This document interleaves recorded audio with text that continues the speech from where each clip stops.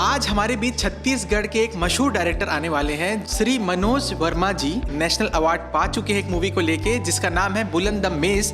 तो चलिए पॉडकास्ट करते हैं और मजा लेते हैं और सीखते हैं उनसे बहुत कुछ डायरेक्शंस के बारे में। So welcome to the new episode of the DK show. This is Dipesh K Nage and you are watching the DK show.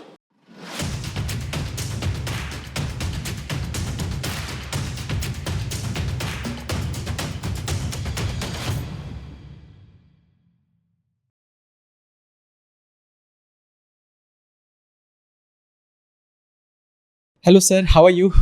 All good भाई, Welcome to the DK show sir. Thank you so much. Sir आपका सफ़र मैं जानना चाहता हूँ कि यहाँ तक कैसे पहुँचा। कहाँ तक? जैसे आप हो सकता है हम बच्चे थे, फिर आप स्कूल स्टडीज, फिर एक समय आपको डिसाइड मतलब करना फिल्म पड़ा। में कैसे एंट्री हुई? हाँ जी, सोचना है। नहीं देखिए, मैं स्टडीज जब थी हमारी, जब स्कूल्स में थे या इधर, तो एक्स्ट्रा करिकुलर एक्टिविटीज़ में मैं रहा शुरू से। तो हाँ। मेरा सिंगिंग जो था वो एक बहुत इम्पोर्टेंट वो था, कहना चाहिए, अच्छा। हॉबी रही मेरी। अच्छा तो- आप सिंगर भी हो? सिंगर था यार, अभी भी हूँ, करता रहता हूँ। ओके। तो सिंगिंग का ऐसा था कि सिंगिंग के चक्कर में स्कूल में हमेशा खड़े होके गाना गाना, देशभक्ति गीत, तो कभी ये वो सब चलता रहता था। बाद में मैं कमला देवी संगीत महाविद्यालय, मतलब अपना जो खैरागढ़ का जो जी। यूनिवर्सिटी है, जी। इंदिरा कला हाँ। विश्वविद्यालय जो है, वहाँ से हमने क्लासिकल का कोर्स किया, बीमेस किया वहाँ से। फिर आकाशवाणी दूरदर्शन में अप्रूव्ड आर्टिस्ट के रूप में गाता रहा मैं कई साल से। 92 में मेरा वहाँ ऑडिशन पास किया, मैं वहाँ से गज़लें और भजन वगैरह गाता रहा। और वहाँ मतलब वो एक लाइन थी मेरी जो मुझे कल्चर या कल्चरल साइड में जोड़ती थी। उसके बाद फिर जीवन की भाग दौड़, और आप फिर हम मेडिकल स्टोर खोले। मेडिकल स्टोर में कुछ 10 साल रहा मैं। फिर मुझे लगा कि एक स्टूडियो खोल देना चाहिए, यहाँ पे स्टूडियो नहीं है। हमने एक स्टूडियो खोला। स्टूडियो खोला था सिर्फ इसलिए कि अपने ही गाएंगे बजाएंगे, और कोई आ गया तो उस समय उसकी रिकॉर्डिंग कर देंगे। कोई बहुत ज़्यादा उसको सीरियसली मैंने नहीं लिया था, क्योंकि ऑलरेडी मेडिकल स्टोर रन कर रहा था मैं। लेकिन जब चालू किया तो मुझे सांस लेने की फुर्सत नहीं मिली, और मेरा गाना बजाना बंद हो गया। मैं दूसरों के लिए रिकॉर्ड करने लगा खाली। अच्छा। तब जब रिकॉर्डिंग साइड में चला गया तो मेरा मेडिकल छूट गया। तो मेरा एक फ्रेंड है विनय, वो बोला कि मैं कर रहा हूँ। मैं बोला तुम कर भाई, मैं जा रहा हूँ उधर। तो मैं स्टूडियो में बैठना शुरू कर दिया। वहाँ से कहना चाहिए कि जब मैं देखा कि मुझे स्टूडियो को और बढ़ाना चाहिए, मतलब अभी ऑडियो है सिर्फ, तो मैं वीडियो में भी आ जाऊं, तो मैंने वीडियो एडिटिंग वगैरह शुरू की। एल्बम्स में हम लोगों ने कुछ एल्बम्स बनाने का काम किया। फिर मुझे लगा कि यहाँ फिल्में जो बन रही हैं वो फिल्में बननी शुरू हो गई थी। मतलब 2000 से फिल्म और छैया भुइयां आ चुकी थी, मया दे दे मया ले ले आ चुकी थी। ऐसे बहुत सी फिल्में आनी शुरू हो गई थी, लेकिन उनके सबके पोस्ट प्रोडक्शंस जो थे वो आउट ऑफ छत्तीसगढ़ होता था। यहाँ कोई ऐसा प्रोडक्शन, पोस्ट प्रोडक्शन का कोई प्रॉपर स्टूडियो नहीं था। प्रॉपर क्या था ही नहीं बोलना चाहिए। तो हमको लगा कि ऐसा कुछ किया जाए कि जो बाहर जा रहे हैं लोग वो यहीं रुक जाएं। तो उसके लिए हमने फिर वहाँ पे उसको प्रूव करने के लिए कि हम सारा काम यहाँ कर सकते हैं, हंसी मजाक में एक फिल्म बनाई हम लोगों ने, बैर, 2007 की पहली मूवी थी। वो पहली मूवी थी। उस समय हमको डायरेक्शन का डी नहीं मालूम था। अच्छा। स्क्रिप्ट राइटिंग के बारे में हम कुछ नहीं समझते थे। हाँ। एक बंदा आया, उसने बोला साहब चलो फिल्म बनाते हैं। मैं बोले चल ठीक है, मैं डायरेक्ट कर रहा हूँ। अब वो स्कूल कॉलेजेस में हम लोग ड्रामा बहुत किए थे, तो वो वाला डायरेक्शनल सेंस था कि स्टेज में कैसे करते हैं, बट यहाँ जाकर के कट्स क्या होने वाले हैं, कैसे क्या शूट करना है, क्या है वो सब। लेकिन मुझे एक ही था उसके पीछे कि ये जब भी मैं फिल्म को कंप्लीट करूँ तो उसका पोस्ट प्रोडक्शन मेरे यहाँ हो, और वो कंप्लीट करके मैं उसको थिएटर तक लगा सकूं। मतलब ये प्रूव करने के लिए कि सारा काम हम छत्तीसगढ़ में कर सकते हैं, वो फिल्म बनाएं। ओके। फिल्म बनी, कई जगह लगी, उसमें 5 जगह लगी, सब जगह लगी भी नहीं वो। तो महासमुंद में सतीश जैन जी देखने गए फिल्म। तो वहाँ से उनके मैनेजर का फ़ोन आया कि भाई सतीश जैन जी यहाँ आए हुए हैं आपकी फिल्म देखने के लिए। मैं बोला ये कौन है भाई? बोले अरे यार आप सतीश जैन को नहीं जानते? नहीं जानता मैं। आप छत्तीसगढ़ी सिनेमा बनाया हो, आप उनको जानना चाहिए, आप उनसे मिलिए, उनसे पूछिए। आप, मैं बोला ठीक है, नंबर दीजिए। नंबर लिया, सतीश भैया को फ़ोन लगाया, बोला भाई आप फिल्म देखने गए थे? भैया मैं मनोज वर्मा बोल रहा हूँ, आप फिल्म देखने गए थे, आपको कैसी लगी फिल्म? अच्छा। तो बोले बहुत कमाल की मूवी है, बहुत बढ़िया मूवी बनाया तुमने। तो मैं चुप हुआ, मैं बोला भैया कमाल की मूवी चल क्यों नहीं रही है? मैं आपको इसलिए फ़ोन नहीं लगाया हूँ कि आपसे ये पूछूं कि मतलब तारीफ सुनने के लिए फ़ोन नहीं लगाया हूँ क्या कमियां हैं फिल्म में, जबकि फिल्म बनाने का मेरा कोई आगे वो नहीं था, लेकिन फिर भी मैंने उनसे पूछा कि फिल्म में क्या कमी लगी आपको? तो बोले यार ऐसे बहुत कम लोग होते हैं जो कमियां पूछते हैं, ज़्यादातर लोग मुझे फ़ोन लगाते हैं तारीफ सुनने के लिए। तो बोले तेरी फिल्म ना फिल्म जैसी नहीं है। तो मेरे तो पहले यही पल्ले नहीं पड़ा कि फिल्म जैसी कैसी होती है। तो खैर फिर वो आए, बोले कि मैं देखने गया था कि तुम जिस फॉर्मेट में शूट किए हो वो फॉर्मेट में मैं भी फिल्म बनाना चाह रहा हूँ, तो तुम्हारा कैसा क्या? तो हमने HD एक नया फॉर्मेट उस समय शुरू हुआ था। हाँ। 1440 1080 का उसका वो आता था बहुत ज़्यादा। अगर आप उसको कंपोनेंट केबल से लेते थे तो 1920 1080 का रेशियो मिलता था उसमें, HD फॉर्मेट जो आजकल आप बोलते हैं। तो उसमें हम लोगों ने फिल्म बना ली थी। अच्छा।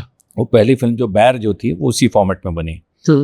और जब उसको हम UFO में दिए तो वो पहली टेक्निकली अप्रूव्ड मूवी थी HDV में।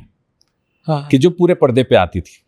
नहीं तो बाकी 2 फिल्में मेरे पहले और बनी यहाँ पे। हाँ। लेकिन उन्होंने उसका एस्पेक्ट रेशियो ऐसा कर दिया था कि वो जो आप देखते हैं ना वो भी 4:3 जैसा दिखता है, जो छोटा हो करके वैसा कुछ दिखता था। तो ये पहली अप्रूव हुई तो बोले भैया कि हम इसी फॉर्मेट में यार एक पिक्चर बनाना चाह रहे हैं, उसको मैं तुम्हारे यहाँ एडिट करना चाहता हूँ। अच्छा। मैं बोला ठीक है। उस समय उन्होंने बनाई माया। जो बहुत सुपर डुपर हिट मूवी रही थी, वो एडिट मैंने किया था वो फिल्म को। अच्छा। तो जब एडिट किया तो उनके साथ में बैठना, उनसे सीखना, बहुत सारी चीज़ें मैं एडिट के समय उनसे सीखा कि फिल्म कैसी होनी चाहिए, कैसे स्क्रिप्ट लिखना चाहिए, क्या चीज़ें हैं, ये है वो है। फिर उसके बाद महू दीवाना तहू दीवानी बनाया। हाँ, ये आपकी दूसरी। तो वहाँ से फिर वो प्रोफेशनली वहाँ से काम शुरू हो गया था। अच्छा। फिर हर पिछली फिल्म से हम सीखना शुरू किए कि बैर में मैंने क्या गलतियाँ की थी, महू दीवाना में मेरी क्या गलतियाँ हैं, तो फिर टेटकू राम में हमने क्या किया था, दूल अफाड़ू में क्या किया। तो हर पिछली फिल्म से आप कुछ सीखते और फिर वहाँ से स्टार्ट वहाँ तक पहुँचे। अच्छा, बहुत बहुत बड़ा जर्नी था। मेहनत है, क्योंकि यहाँ स्कूलिंग नहीं है। सबसे बड़ा प्रॉब्लम ये था कि यहाँ स्कूल नहीं है, फिल्म स्कूल थे ही नहीं। और हम लोग जिस समय पे आए थे, पहुँचे थे, वो समय मतलब एज भी वैसी पहुँच रहे थे आप कि आप काम धाम छोड़ करके यहाँ से आप बॉम्बे नहीं शिफ्ट हो सकते थे। तो इसके लिए मुझे ऐसा लगा कि नहीं, यहीं पे करो और पढ़ो, जितना जहाँ से मटेरियल मिल सकता है वहाँ से पढ़ो। तो हम लोग यूट्यूब से या बुक्स से इधर उधर लाल हुआ के पढ़ करके काम करते रहे। जब आप सोचे थे कि नहीं मुझे मूवी बनाना है, या उस दौर पे जब स्टार्ट हुआ था, आपकी फैमिली के कैसा रिएक्शन था? नहीं देखिए, मैं तो ऑलरेडी उधर शिफ्ट हो गया था, मतलब स्टूडियो में। अच्छा। अब वो फिल्म बना रहे हैं कि गाना रिकॉर्ड कर रहे हैं, उनको समझ में नहीं आया। लेकिन ये पक्का है कि अगर मैं पहले से फिल्म लाइन में रहता तो मेरी शादी अभी तक नहीं हुई रहती। अच्छा। ये बता सकता, क्योंकि हमारे यहाँ थोड़ा सा पढ़ाई लिखाई वाला माहौल ज़्यादा रहता है। ये पूरे छत्तीसगढ़ पे है कि नहीं तुम्हें पढ़ाई करना है? नहीं, हाँ, मतलब मूवीज स्पेशली घर के लिए थोड़ा ज़्यादा था, क्योंकि इस फील्ड में कोई नहीं था हमारे आगे पीछे। कई खानदान पूरे इधर से दूर तक के कोई इस फील्ड में नहीं रहा। अच्छा। तो वो एक थोड़ा देखते थे कि अरे ये कर क्या रहा है नया। उनको ये भरोसे नहीं होते थे, फिल्म बना करके थिएटर में भी लगा दिया। तो ये थोड़ी सी बड़ी चीज़ हो गई थी शुरुआत में एकदम। कभी आपके साथ ऐसा हुआ है कि कोई सीन आपको काफ़ी अच्छा ही लग गया है कि आप 2-3 शूट करवा रहे हो एग्जैक्ट, मतलब एक होता है ना कि नहीं मुझे ये सीन बहुत पसंद आ गया है, तो 1-2 शूट आप अपने लिए देख रहे हो कि नहीं मुझे अच्छा लग रहा है, मल्टीपल शूट्स ले रहे हो सीन का? हाँ। नहीं समझा मैं कैसे। नहीं मतलब हम क्या करते हैं, मूवीज बनाते हैं तो शूट लेते हैं, हर एक एक्ट का शूट होता है। हाँ, शॉट ले रहे हैं। हाँ, शॉट लेते हैं। तो उसमें कभी ऐसा हुआ है कि आपको कोई शॉट बहुत पसंद आ गया है जिसको आप 2-3 मल्टीपल टाइम्स करवाएं? नहीं देखिए, अगर आपको शॉट पसंद आ गया इसका मतलब है कि काम खत्म हो गया वहीं। अच्छा, ओके, शॉट हो गया। अच्छा, लास्ट दोबारा आप लेंगे ही नहीं। लास्ट शॉट, हाँ, वो लास्ट शॉट है, फाइनल शॉट है। अगर एक बार में भी ओके हो गया तो ओके हो गया। उसको आप देख देख के चाहे हंस लीजिए, चाहे कॉमिक है अगर, तो उसका मजा ले लीजिए, लेकिन उसको रीशूट करने का कोई मतलब नहीं होता। और ये जो पिछला कुछ टाइम पे कोरोना आया हुआ था, उस समय का सफर कैसा था? कोरोना के समय हम लोगों ने स्क्रिप्टिंग का काम ज़्यादा किया, गवर्नमेंट के लिए हम करते हैं यहाँ पे, तो उनके लिए कोरोना के समय भी हम जा करके बहुत सारे स्पॉट्स बनाए हैं जिसमें लोगों तक ये पहुँचा सकें हम कि इस समय कैसे रहना है, क्या करना है। जंगलों के अंदर गए हैं, वहाँ पे क्या बोलते हैं वनोपज जो होती है उसके ऊपर से बहुत सारे डॉक्यूमेंट्रीज और वो सब किया, उस समय किया हमने। तो काम तो करते रहे, काम करते रहे। और ये आपकी मूवी थी भूलन द मेज जी, तो आपको वो आइडिया और वो स्टोरी कहाँ से आया कि नहीं मुझे इसके ऊपर मूवी बनाना है? ये एक्चुअली एक नॉवल है भूलन कांदा, हाँ। संजीव बख्शी जी का लिखा हुआ। हाँ। तो जिस समय वो लिख रहे थे उसके पहले मेरी फिल्म आई थी एक मिस्टर टेटकू राम। हाँ। तो बख्शी जी देखने आए थे, वो फिल्म देखा उन्होंने। देखने के बाद जब बाहर निकले तो बड़े खुश थे, वो बहुत बढ़िया फिल्म बनी है वो। फिर उन्होंने बोला कि मैं एक उपन्यास लिख रहा हूँ, उसका नाम है भूलन कांदा। तो पहले तो मेरे समझ में नहीं आया भूलन कांदा क्या है। तो बोले कि भूलन कांदा मतलब क्या है मामा जी? मामा जी बोलता हूँ मैं उनको, क्योंकि अब मेरी वाइफ की फ्रेंड है, उनके मामा जी हैं वो। अच्छा। तो वो भी मामा बोलती तो मैं भी मामा बोलता हूँ, ऐसा। तो मैं बोला मामा जी इसका मतलब क्या है, भूलन कांदा क्या चीज़ है? बोले भूलन कांदा ना हमारे यहाँ एक पौधा मिलता है जिस पर आप पैर पड़ जाए तो आप रास्ता भटक जाते हो। तो मैं बोला ये क्या चक्कर है? तो उन्होंने बहुत शॉर्ट में मुझे स्टोरी सुनाई। हाँ। तो मैं बोला अरे ये तो कमाल लगेगा, इस पे फिल्म कर सकते हैं अपन। बोले मैं इसीलिए सुना रहा था। तो बोले जब भी आपका उपन्यास हो जाए तो आप मुझे बताइए, तो हम इस पे फिल्म करेंगे करके। फिर उनकी क्या बोलते पहली जो थी बया करके एक पत्रिका थी, उसमें छपा, वो ला करके बया दिए मुझे। बाद में फिर उपन्यास आया। अच्छा। उपन्यास पढ़े, मुझे लगा कि यार ये अद्भुत अद्भुत किताब लिखी है उन्होंने, बहुत कमाल की, कालजयी बोलना चाहिए उसको। तो बहुत ज़बरदस्त लगा मुझे कि मैं चलिए इस पे काम किया जाए। मैंने एक दो मतलब स्क्रिप्ट आपका एक वीडियो देखा हुआ था जिसमें आप बता रहे थे कि काफ़ी लंबा टाइम लगा इस 2.5 साल स्टोरी को। बाप रे, 2.5 साल मुझे खाली स्क्रिप्टिंग में लग गए थे। अच्छा। हाँ, एक्चुअली क्या होता है जब आप ऐसे एक स्क्रिप्ट लिख रहे होते हैं, आपको ये कहानी है उस पर आप स्क्रिप्ट लिख रहे हैं, तो बहुत फ्रीडम रहता है, आप किसी भी चीज़ को कहीं भी कुछ भी कर सकते हैं। लेकिन जब आप उपन्यास से फिल्म कर रहे होते हैं ना, तो उसकी आत्मा नहीं मरना चाहिए। करेक्ट। कि जो उन्होंने जो वो बताना चाह रहे हैं, जो चीज़ें उसमें हैं, जो कैरेक्टर्स उसमें हैं, जो लोग हैं, जो इंसिडेंसेस हैं, वो कहीं कुछ चेंज नहीं होना चाहिए। सबसे इंपॉर्टेंट भाव। और दूसरा वो फिल्मी भी लगना चाहिए। हाँ। नहीं तो फिल्म उपन्यास लगने लगेगी। करेक्ट। तो ये चीज़ों का ध्यान रखने के चक्कर में वो इतना समय लगा उसको बनाने में। अच्छा। हर बार लिखता था मैं कि स्टोरी टेलिंग कैसी होगी, कैसे कहानी सुनाऊं मैं कि इंटरेस्टिंग लगे। एक तो छत्तीसगढ़ में प्रॉब्लम ये था कि लोग लव स्टोरी से बाहर नहीं आ रहे थे, और उस समय ये जोखिम लेना कि ऑफ ट्रैक मूवी, समानांतर सिनेमा बनाने की सोचना भी मेरे लिए बड़ा कठिन हो रहा था कि दर्शक कैसे आएंगे, क्या होगा, क्या नहीं होगा, ये सारी चीज़ें थी दिमाग में। लेकिन मैं बोला नहीं, अभी बनाना है तो बनाना है। तो उस पर लिखते लिखते लिखते करीबन आप समझिए लास्ट फिल्म मेरी 2012 की थी। हाँ। और भूलन मैंने बनाया 2016 में। 16 में हमने शूट किया, 17 में फिल्म जो है फेस्टिवल्स में जानी शुरू हुई, 19 में हमने इसको नेशनल अवार्ड के लिए भेजा। अच्छा। तो 10 साल करीब हम सिर्फ भूलन को जिए हैं। 2019 में हमने एक फिल्म बनाई थी, महू कुंवारा तहू कुंवारी, एक कॉमेडी फिल्म थी, वो पहले रिलीज हो गई भूलन के। अच्छा अच्छा अच्छा। भूलन 22 में रिलीज हुई। अच्छा, वो मतलब तब तक चल ही रहा था। हाँ। और जैसे आप जब उपन्यास को पढ़े थे जी, तो आपके दिमाग में क्या है कि किस कैरेक्टर को मुझे, किस एक्टर को मुझे उस एक्ट पे लाना है, उसको वो भाव देना, उसका एक्सप्रेशंस, ये आप डिसाइड कैसे करें?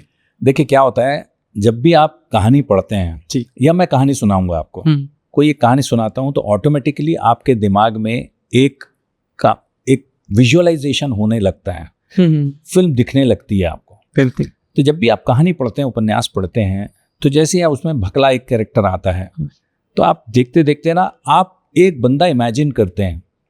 तो बंदा मुझे ओंकार दास मानिकपुरी दिखा। अच्छा। हाँ, वकील के रूप में। हाँ। कोई मान लीजिए राजेंद्र गुप्ता जी हैं। हाँ। तो आपके दिमाग में वो कैरेक्टर्स एस्टैब्लिश होने लगते हैं, स्पेशली कोई ऐसे कैरेक्टर जो बहुत ही इम्पोर्टेंट है उसमें, जो उसके कहना चाहिए नायक है या हीरो है, वो दिखने लगता है आपको। अच्छा, तो उसके हिसाब से फिर आप अंदर लिखना भी शुरू करते हो। जब आप स्क्रिप्ट करते हो तो वो कैरेक्टर को लेकर के आप ये कैसा बोलेगा उस चीज़ को, वो चीज़ को लिखते हुए आप उस समय लिखना शुरू कर देते हो। तो वैसा वैसा डायलॉग आता है। आप देखिए आमिर खान की फिल्म थी, क्या नाम था उस फिल्म का, जिस नत्था, जिसमें ये कैरेक्टर किया था उन्होंने, पीपली लाइव। पीपली लाइव। तो पीपली लाइव में ये जैसे हैं वैसा रखा उन्होंने, भूलन में ये जैसे हैं वैसा रखा हमने। ये कैरेक्टर ही अलग हो जाता है। मतलब जो जिस तरीके का व्यक्ति है, वो बहुत अच्छे आर्टिस्ट हैं, लेकिन मुझे ऐसा लगता है कि जो जिस तरीके का बंदा है उसको उस तरीके के रोल में अगर आप ले लेते हो तो आधे से ज़्यादा काम आपका हो जाता है। आपको ज़्यादा दिमाग लगाने की जरूरत नहीं पड़ती। कोई विलेन जैसा दिखता है तो उसको उठा लिया आपने, विलेन बना लिया, करेक्ट, तो आपका आधा काम हो जाएगा। नहीं तो एक अच्छे खासे आदमी को आप विलेन बना रहे हो जबरदस्ती दाढ़ी मूछ लगा करके उसको, तो वो बात नहीं आएगी, वो बनावटी लगेगा। तो ऐसे कैरेक्टर्स को हमने, इसीलिए वो थोड़ा सा नेचुरल लगते हैं उसमें। और मूवी में मैंने देखा था कि जेल पे कुछ बहुत सारे सीन्स थे। हाँ, जेल में उस आधा से ज़्यादा मूवीज के अंदर। बिल्कुल। वो एक्सपीरियंस कैसा था? जेल के लिए क्या हुआ था कि हम बहुत सारी जेल ढूंढे। हम मुंगेली जेल गए थे, रायपुर की जेल देखे, दुर्ग की जेल देखे, अंदर जगदलपुर की जेल देखा मैं। ठीक, अंदर हम जा करके पूरा जेल घूमे कि कहाँ पे हम शूट कर सकते हैं। फिर मुझे लगा कि बहुत सारी जगहों पे अभी जो सेंसिटिव जेल में आती हैं ये सब, जहाँ पे नक्सलीज भी बंद हैं, या जो ऐसे लोग हैं जो बहुत सेंसिटिव लोग हैं और उनको सुरक्षा की दृष्टि से हमको मिलना मुश्किल हो रहा था। तो उसी समय खैरागढ़ में एक जेल नया शुरू हो रहा था, उस समय तक शुरू नहीं हुआ था। अच्छा, हाँ। तो वो जेल हम लोगों ने परमिशन लेकर के और फिर उस जेल में शूट किया। और मज़े की बात ये थी कि जेल में रहे हम सब। अच्छा, हाँ, मतलब मेरे ख्याल में 5 दिन के आसपास हम जेल में शूट किए थे। तो खैरागढ़ में क्या हुआ कि खैरागढ़ से थोड़ा दूर में है जेल, वो तो रुकने की व्यवस्था नहीं थी। तो हमको लगा कि अब यहाँ से खैरागढ़ जाएं, और खैरागढ़ में जा कर के वहाँ पे भी उस समय कुछ था नहीं ज़्यादा, 1-2 रेस्ट हाउस के कमरे थे, तो वो कमरे हम लोगों ने बुक कर रखे थे। तो वो उसमें 2-4 लोग रुक पा रहे थे, कुछ लोग छुई खदान में रुकवाया किसी को, 2-4 लोगों को। लेकिन बाकी टीम कैसे करे, सारे लोग वहाँ जेल में एक बैरक में तो वहाँ गद्दे तकिया लगवा दिए थे और वहीं पे मतलब हम भी वहीं रुके थे। जेलर के रूम में हमारा बिस्तर लगा था, हम लोग वहाँ सोते थे। तो ये बड़ा अद्भुत एक्सपीरियंस रहा जेल का। डिफिकल्टी नहीं हुई जेल पे शूट करने पे? नहीं, वो तो ऑलरेडी ओपन, मतलब खुला जेल था, किसी के लिए कुछ वो नहीं था। तो हमारे जितने भी, हम क्या किए थे कि कैदियों की ड्रेस खरीदे थे हम, एक्चुअल कैदियों की ड्रेस, और जेल से खरीदे थे। अच्छा, हाँ, दुर्ग जेल से हमने खरीदा था, करीब 50 जोड़ी खरीदे थे। हाँ। और जितने लोग वहाँ पे हमारे काम करने वाले थे, जैसे लाइटमैन है, ये है, ट्रॉली वाला है, फलाना डिब्बा, जितने लोग हैं सबको कैदी की ड्रेस पहना दिए थे। तो जो भी घूमता दिखता था वो कैदी दिखता था वहाँ। तो कुछ भीड़ हमने बाहर से भी बुलवाई थी। गांव वाले जैसे आ रहे हैं, तो उसमें आप देखे होंगे कि पूरे गांव को जेल हो रही है। तो वो सब जेल चले जाते हैं। उस समय जब वो निकले गांव से, वो कुछ अलग लोग थे, जब वो अंदर घुसे तो कुछ अलग लोग थे। हमारे कैरेक्टर्स वही थे, बाकी जो भीड़ थी वो थोड़ा सा चेंज किया था। मतलब मैं भी जब उस मूवी को देखा तो मेरे दिमाग में यही है कि बाप रे, जेल का शूट एज अ डायरेक्टर अगर आप देखोगे तो मेरे लिए चैलेंजिंग था कि पहले तो खोजना है। हाँ, नहीं, कठिन रहता है वो कि जेल हम खोजें कहाँ से। और इसी विषय में, मतलब अगर आप शूट का, जैसे आप उपन्यास पढ़ के एक सोचे कि मुझे मूवी बनाना है, तो कहीं ना कहीं दिमाग में आता होगा ना, नहीं किस लोकेशन पे मेरे को करना है। ये कैसे आप डिसाइड करते हो कि नहीं मुझे ये लोकेशन परफेक्ट चाहिए इस सीन के लिए? देखिए, वो ये इसमें भी वही बात है कि जिस समय आपको जैसे कैरेक्टर दिखता है ना, कैरेक्टर दिखने लगता है आपको जिस समय आप कहानी पढ़ रहे होते हैं, वैसे ही लोकेशन भी दिखता है आपको। तो लोकेशन का ऐसा हुआ था कि कुछ दशक साल पहले हम लोग महुआ भाटा गांव गए थे। उसके पीछे एक पहाड़ी है, वहाँ ट्रैक करने के लिए। अच्छा। मतलब मेरे ख्याल में 2004 या 3 या 4 की बात होगी वो। तो एक यूथ हॉस्टल वाले जो थे वो सारे के सारे यहाँ से ट्रैकिंग करने गए थे। ट्रैक करके जब हम लौटे वहाँ पे गांव में, तो वो गांव में जो बड़ा अट्रैक्ट किया मेरे को। उस समय मैं फिल्म कुछ नहीं देखता करता था ना, उस समय मेरा कोई रिलेशन नहीं था पिक्चर से या अच्छा इवन स्टूडियो से। लेकिन जब मैं देखा वहाँ का तो मुझे दिमाग में वो छप गई तस्वीर वहाँ की। इतना साफ सुथरा गांव कि गोबर से लिपा हुआ, साफ, एकदम साफ, एक पत्थर कंकड़ नहीं मिलेगा आपको वहाँ, एक कागज का टुकड़ा नहीं मिलेगा आपको वहाँ। अच्छा, इतना साफ गांव। तो मैं देख करके मेरे दिमाग में वो बैठ गया था कहीं। जिस समय मैं ये पढ़ा ना उपन्यास, तो जब वो लिखते थे वो कि ऐसा गांव है कि एकदम गोबर से लिपा हुआ, साफ सुथरा गांव, साफ सुथरे लोग, तो मुझे पता नहीं वो 10 साल पहले का वो कहीं दिमाग में घूमता था कि वो एक जगह है जहां पे मैं शूट कर सकता हूं। अब मजे की बात ये कि मैं भूल गया था कि मैं कहाँ गया था। तो उन लोगों को ढूंढा मैं कि जो मेरे साथ गए थे, तो मतलब कौन सा गांव था, गांव याद ही नहीं आ रहा, वो कहाँ पर था। गरियाबंद से अंदर वो याद था, वो मुझे भी याद था। अच्छा, जब आप गए थे आप लोकेशन ही भूल गए थे? हाँ, गरियाबंद से 30 किलोमीटर अंदर है वो, और जंगल के अंदर है। तो मैं लोकेशन भूल चुका था पहले ही, लेकिन वो याद था मेरे दिमाग में, पिक्चर बनी हुई थी। हाँ। तो बहुत ढूंढा, नहीं मिला। मतलब कई चक्कर हम गरियाबंद और आसपास छुरा तक चले गए, इधर चले गए, आगे देवभोग तक चले गए, लेकिन वो लोकेशन दिख नहीं रहा था। तो फाइनली फिर एक दिन भूपेंद्र साहू जी आए, वो वहीं के उसी क्षेत्र के थे। तो उनसे मैं पूछा, मैं बोला भैया ये भुंजिया आदिवासी वहाँ कहाँ रहते हैं? तो 2-3 नाम बताया, उसमें उन्होंने महुआ भाटा बोला। महुआ भाटा बोला तो मेरे दिमाग में एकदम से बत्ती जली कि ये वो ना, ये वही गांव है। मतलब भैया ये पीपरछेड़ी के आसपास का है क्या? तो बोले हाँ पीपरछेड़ी और ऊपर में पहाड़ी है वहाँ। तो मैं बोला ये वही गांव है भैया, कहाँ पे बताओ आप? तो वो बताया ऐसा जाना, वो पीपरछेड़ी पड़ेगा वहाँ से 5 किलोमीटर पे। तो ढूंढते ढांढते फिर हम लोग वहाँ पहुंचे। वहाँ कम से कम 4-5 चक्कर लगाया मैं शूट के पहले। और वहाँ के लोगों को पूछा मैं क्या यहाँ शूट कर सकता हूँ, आप लोगों का सहयोग रहेगा? तो बोले बिल्कुल शूट करिए भैया, हम बहुत मजे से, हम लोग जितना हो सकता है हम सब करेंगे। और सही में वो गांव वाले बेचारे इतना उन्होंने किया, बिल्कुल, मतलब इतना सारे के सारे लोग, वहाँ के पूरा गांव इन्वॉल्व रहता था। और जो क्राउड आप देखते हैं उसमें वो एक्चुअल क्राउड है, वहीं के लोग हैं। अच्छा, मतलब पूरा जो सीन था वो रियल था, कहीं रियल सीन और बढ़िया एक्टिंग कर रहे थे। हाँ। नाइस। कभी आपने सोचा है कि इस मूवी के बाद आपका और डेस्टिनी क्या, और कोई नई मूवी इस प्रकार का जो कि मेरे को मतलब ऐसा स्टोरी निकालो जो लोगों की सोच के बाहर है? अभी एक कहानी हमको मिली है जिसपे हमने शूट कर लिया है फिल्म। का नाम है सुकवा। अच्छा। ये एक लोक कथा पे आधारित फिल्म है। लोक कथा भी मतलब किसी ने मुझे बताया ये फिल्म की कहानी, उसने बताई। वो कहानी सुना तो मैंने कभी नहीं सुना था, ऐसी कहानी है वो। जैसे भूलन आप कभी नहीं सुने हैं इस तरीके का, ऐसे ही ये कहानी थी जिसमें मुझे लगा कि ये कुछ अद्भुत ही है। और वो बच्चा मेरे को ऐसे खड़े खड़े बता के चला गया। अच्छा। वहाँ बोले सर एक कहानी सुनाना है। मैं बोला अरे भाई अभी नहीं यार, बहुत मैं थक जाता हूँ कहानी सुन के, इतने लोग आते हैं बाहर से। तो बोला सर 1-2 मिनट बस। मैं निकल रहा था, दरवाजे के पास पहुंचा और वहाँ खड़े खड़े उसने 5 मिनट में वो कहानी सुनाई। मुझे बड़ा इंटरेस्ट आ गया। मैं यार अच्छी कहानी लग रही है, कुछ अलग ही लग रहा है ये। और ये भी 8-10 साल पहले सुनाया ना इसने। हाँ 10 साल हो गया होगा आराम से। अच्छा। तो कहानी सुनाया, मुझे बड़ी अच्छी लगी। मैं बोला यार ये ठीक है, इस पे काम किया जाए। तो फिर हम उस पे अभी स्टोरी किए हैं। वो अलग ही है, फिल्म अलग है। अच्छा। वापस से आपको कुछ अलग देखने को मिलेगा। आशा करता हूँ कि इस बार भी कुछ नया होगा। बिल्कुल। सर आप बता रहे थे कि आपने म्यूजिक पे अपनी ग्रेजुएशन की थी खैरागढ़ से, तो आपका इंटरेस्ट बचपन से ही था म्यूजिक पे? हाँ, वो घर में दीदी सीखती थी सितार वगैरह। हाँ। हारमोनियम भी बजाती थी। हाँ। तो रेस टीप खेलते खेलते, मैं छोटा था, हमारे यहाँ मम्मी जो थी वो जन्माष्टमी को बहुत धूमधाम से मनाते थे।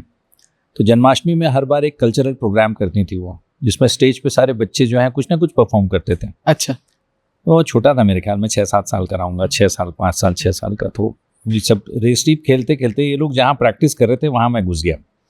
ओके। तो वहाँ जा करके छुपा हुआ था। तो दीदी उस समय एक बच्चे को तैयार कर रही थी, कोई मोहल्ले का बच्चा था, उसको गाना सिखा रही थी, हमको मन की शक्ति देना। अब वो गा नहीं पा रहा था, इधर छुपे छुपे मैं गा दिया उसको पीछे पीछे, बोले निकल रे बाहर निकल। बाहर निकला, इधर खड़े हो, गा चल। मैं गाया तो गा दिया उसको, तो उनको लगा ये सुर में है लड़का, तो तू नहीं गाएगा ये गाएगा। अच्छा। तो पहला गाना मेरे स्टेज पे मेरे ख्याल में 5-6 साल की उम्र में वहाँ गाया। उसके बाद तो जहाँ जाते थे जिसके यहाँ बहुत अच्छा गाना गाता है, चलो खड़े हो गाना सुनाओ। तो ये पहले ऐसा होता था कि मेरा बच्चा बहुत अच्छा गाना गाता है, सुना बेटा, तो वहाँ खड़े होकर के अपन हमको मन की शक्ति देना वो गाना गाते रहते। स्कूल या कॉलेज में आपका कोई बैंड था? स्कूल या कॉलेज में कोई बैंड जैसे? नहीं, बैंड नहीं था हमारा, लेकिन हम लोगों के उस समय बैंड का कोई कल्चर नहीं था। अच्छा अच्छा। हमारे समय में बैंड का कोई कल्चर नहीं था, उस समय ऑर्केस्ट्राज होते थे बहुत। और हमको ऐसा हुआ था उस समय, जिस समय हम लोग क्लासिकल करने गए यहाँ 86 में, मेरे ख्याल में हम गए थे 85-86 के आसपास। तो वहाँ पे थोड़े अलग तरीके की शिक्षा दी जाती थी कि भाई आप पहले सीख लो उसके बाद कुछ करो। तो ऑर्केस्ट्राज में जाना मना करते थे वो, कि तुम वहाँ जाओगे तो तुम्हारी अपनी आवाज़ खत्म हो जाएगी, क्योंकि वहाँ जाते ही आपसे पूछते थे किसकी आवाज़ में गाते हो। करेक्ट। तो मेरे साहब मैं मुकेश की आवाज़ में गाता हूँ, मैं हेमंत कुमार को गाता हूँ, मैं किशोर कुमार को गाता हूँ। तो आप वैसा गाने लगते हो, इमिटेशन करने लगते हो। तो क्लासिकल सीखने से आपको ये हो जाता था कि आप कम से कम अपनी आवाज़ में गाएं। लेकिन कॉलेज के ज़माने में मैं जिसका गाना गाता था उसके जैसा गाता था, ये बड़ा प्रॉब्लम था। रफ़ी साहब का गा रहा हूँ तो रफ़ी साहब जैसी आवाज़ निकालता था, हेमंत कुमार जी को गा रहा हूँ तो हेमंत कुमार जैसी आवाज़ निकल रही है। तो बहुत से लोग मुझे हेमंत कुमार बोलते, तलत का गाता था तलत जैसे गा रहा हूँ। तो ये एक ड्रॉबैक था बोलना चाहिए, क्योंकि जब इधर फिर सीखना शुरू किए तो हमारे को वो सारी चीज़ें छोड़नी पड़ी। क्या फिल्मी अभी छोड़ दो, तुम अपनी आवाज़ को, अपनी आवाज़, तुम्हारी अपनी आवाज़ क्या है, तुम कैसे गाओगे, तुम क्या हो, मनोज क्या है। वो सुनने के लिए रफ़ी साहब को ही सुनेंगे ना, तुमको क्यों सुनेंगे? तुम तो चोरी करके गा रहे हो उनकी आवाज़ को, उनके लहजे को। अपनी आवाज़ में गाओ, अपनी चीज़ों को गाओ। तो वो एक डिफरेंस था। चीज़ है। और दूसरा हमारे यहाँ अभी दीपक हटवार जो है वो मेरा क्लासमेट है। दीपक बहुत आकाशवाणी के अनाउंसर हैं वो। अब उसको मज़ा आता था तबला बजाने में। अच्छा। तो वो पोडियम बजाता था मेरे लिए। हाँ। तो जब भी हमारी क्लास खाली रहती थी तो हम खाली क्लास में चले जाते थे और वहाँ वो पोडियम बजाता था और हम लोग गाना सेट करते थे। यही हमारा समझ लीजिए बैंड था। अच्छा अच्छा अच्छा अच्छा, उस टाइम। तो इसी तरीके से एक इंसिडेंस याद है मेरे को। कॉलेज का फंक्शन था और मेरे साथ में एक लड़का है, एक आध 2 साल जूनियर था, संजय सोनार नाम है, मेरे को याद है। हाँ। संजय जो था वो फीमेल वॉइस में गाता था, कमाल गाता था। मतलब आप ऐसे करके सुनेंगे तो आपको लगेगा लता जी गा रही हैं। अच्छा अच्छा। इतना अच्छा गाता था वो। तो वो आया, बोले मनोज भैया मैं आपके साथ गाऊंगा, आप हेमंत कुमार की आवाज़ में गाएंगे, मैं लता वाला गाऊंगा। बोले ठीक है। हमारा सब फाइनल हो गया। ठीक जिस समय फंक्शन होने का था, एनुअल फंक्शन था, और वो बंदा जो हारमोनियम बजाने वाला था हमारे साथ में, वो आया नहीं। मतलब वो आया था, उसको जब वो बताना शुरू किया कि भाई ये म्यूजिक बजाना है तेरे को बीच में, तो वो हड़बड़ा गया और शाम को आया ही नहीं वो। अच्छा। अब नहीं आया तो हमारे एक और मित्र हैं शरद अग्रवाल, तो वो आया, बोले यार वो नहीं आया क्या तेरा बंदा? बोला नहीं आया यार। तो बोले मैं बताता हूँ, देख कैसा म्यूजिक है उसका। तो वो मुंह से बजाया वो,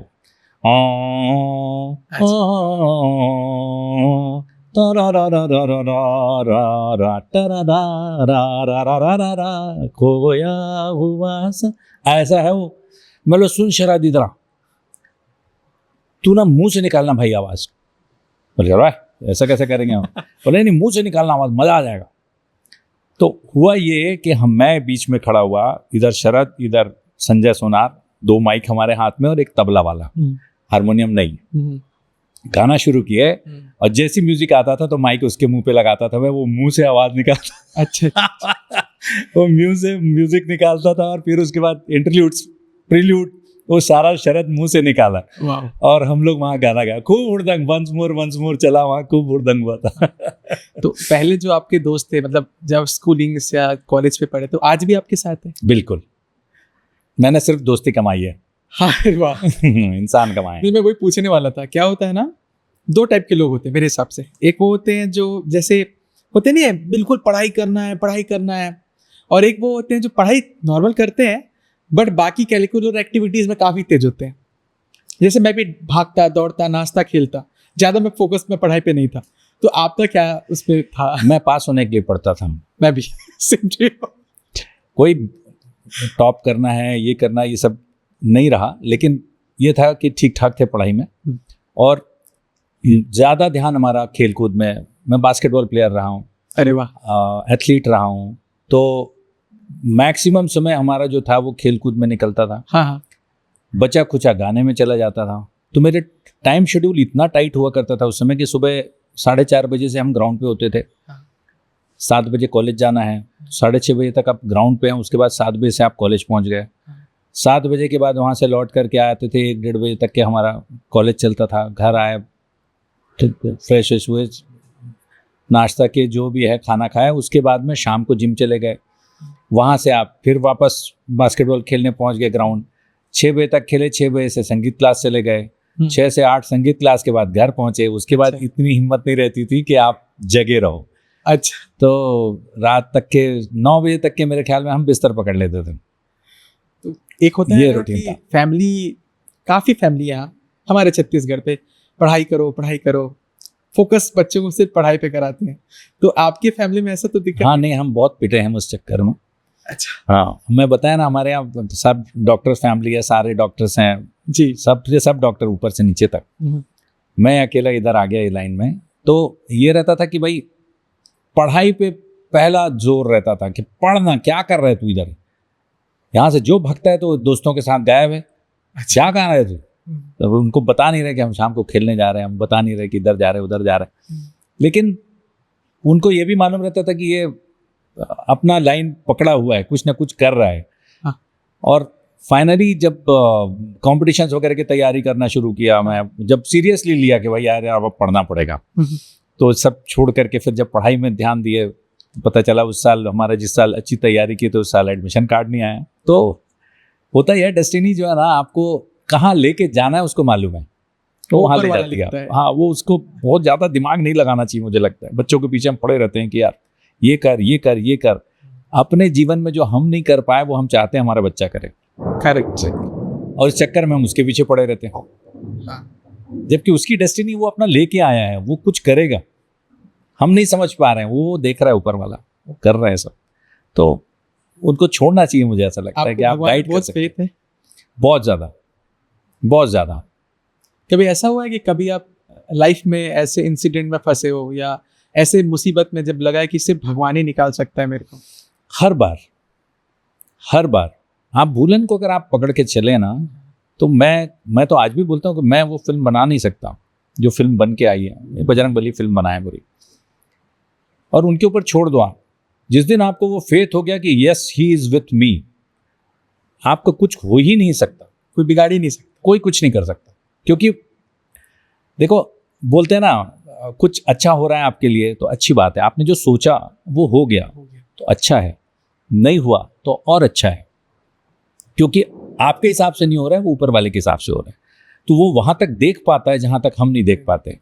हम बहुत शॉर्ट हमारा साइट है कि हम यहाँ तक देखेंगे, उसके आगे का हमको नहीं दिख रहा होता है। तो हम चाहते ये मिल जाए, आपके लिए कुछ बड़ी चीज़ वेट कर रही होती है शायद आगे। तो जिस दिन आपको ये फेथ आ जाए कि वो जो कर रहा है आप उसके ऊपर छोड़ दो ना, आप ले जा करके छोड़ दो, भाई ये आपका काम है, आप करो, मैं नहीं करने वाला, मेरे से करवा लेना आप। अच्छा, उससे ज़्यादा कुछ नहीं। बोलते हैं हम, ये सारी चीज़ें मुझे ऐसी लगती है ये हो चुकी हैं already, things have been done, आप जस्ट एक्ट कर रहे हो वहाँ जा करके। कि कई बार मुझे ये फील आया है कि ये चीज़ बन चुकी है, ये चीज़ हो चुकी है, और मैं सिर्फ खड़ा हूँ वहाँ जा करके। I feel like that. तो ये तभी आप कर सकते हो जब आपको भरोसा हो कि यस वो है मेरे साथ। इतना फेथ तो आपको करना पड़ेगा। आज आप हमारे बीच हैं, और एक मेरा रिक्वेस्ट है, बिकॉज मेरे लिए बहुत बड़ा सौभाग्य की बात है कि आप एक डायरेक्टर और मेरे सामने हो। मैं हमेशा से बचपन से ना, मैं उन मूवी को ज़्यादा देखता था, जैसे माँ की शक्ति, दुर्गा माता से रिलेटेड, भगवानों से रिलेटेड। तो मैं एक रिक्वेस्ट करूँगा, प्लीज़ इन फ्यूचर कभी कोशिश कीजिएगा कि ना वो जनरेशन वापस ले आओ जो होता था ना भगवानों के ऊपर मूवीज। वो सुखवा में आपको देखने को मिलेगा। अच्छा, सुखवा में आपको वो चीज़ देखने को मिलेगी। विश्वास वो देखने को मिलेगा आपको। कुछ चीज़ें हैं ऐसी। जी जी। पर्टिकुलरली उस सब्जेक्ट पे कभी हम अलग से बनाए पूरी फिल्म, वो एक अलग बात है। बाकी अगर आप बोलेंगे तो ये उसमें काफ़ी पुट आपको देखने को मिलेगा ये वाला। और आपका जो अनुभव इस मूवी के बाद, ये बुलंद द मेस, आपके लिए क्या कठिन था? मूवी एक्ट करना या मतलब शूट करना, या तो उसको उस प्लेटफॉर्म तक ले जाना जो कि मेरे हिसाब से बहुत ही ऊपर का बात था। एक ऐसा प्लेटफॉर्म देना, थिएटर्स देना, उसको ऊपर तक ले जाना, उस लेवल तक, नेशनल लेवल तक। तो दोनों में से चैलेंजिंग क्या था आपके लिए? देखिए, फिल्म बनाते समय ना आप बहुत ज़्यादा नहीं सोचते हैं कि ये फिल्म को मैं कहाँ लेके जाऊँगा। मेरा एक ही उद्देश्य था कि किसी ने मुझे बोला था गोवा फिल्म फेस्टिवल में कि क्या आप लोग छत्तीसगढ़ में फिल्में बनती हैं? हाँ सब बनती हैं। बोले तो क्या पिक्चर बना के वहीं ख़त्म कर देते हो आप लोग, बाहर नहीं लाते, फेस्टिवल्स में आपकी फिल्म नहीं लगती? बड़ा बेइज्जती किया था उसने एक तरीके से 4 लोगों के बीच में। अच्छा। तो मैं बोला कुछ बोल नहीं पाया, क्योंकि सही में हम यहाँ से कभी फेस्टिवल में कोई फिल्म हम भेजे ही नहीं थे। तो लोगों तक ये मालूम ही नहीं था कि छत्तीसगढ़ में भी कोई इंडस्ट्री है। तो कमर्शियल मूवीज बनती हैं और मेन स्ट्रीम सिनेमा बनता है, तो वो सिनेमा बन करके यहाँ लग जाता है और यहीं ख़त्म भी हो जाता है। तो हमारी चीज़ें बाहर जा नहीं पा रही थी। तो उस दिन मैंने ये सोचा था कि कुछ ऐसी फिल्म बनाऊं जिसका भले छत्तीसगढ़ी हो लेकिन सब्जेक्ट ग्लोबल हो। वो एक ऐसा सब्जेक्ट है जो ग्लोबल है, वो प्रॉब्लम हर जगह है। तो ऐसा वो मुझे अचानक से भूलन में मिल गया। भूलन में मिला तो फिर हम बनाना शुरू किया। अब डिफ़िकल्टीज़ देखिए, लेवल ऑफ डिफ़िकल्टीज़ अलग अलग रहती है। अब आप काम कर रहे होते हैं तो कहाँ जाके फंसोगे आपको मालूम नहीं होता है जी। सारी तैयारियों के बाद भी कहीं कुछ ऐसा हो जाए कि आप ऐसी स्थिति में आ जाते हो कि अब भगवान ही जानेगा।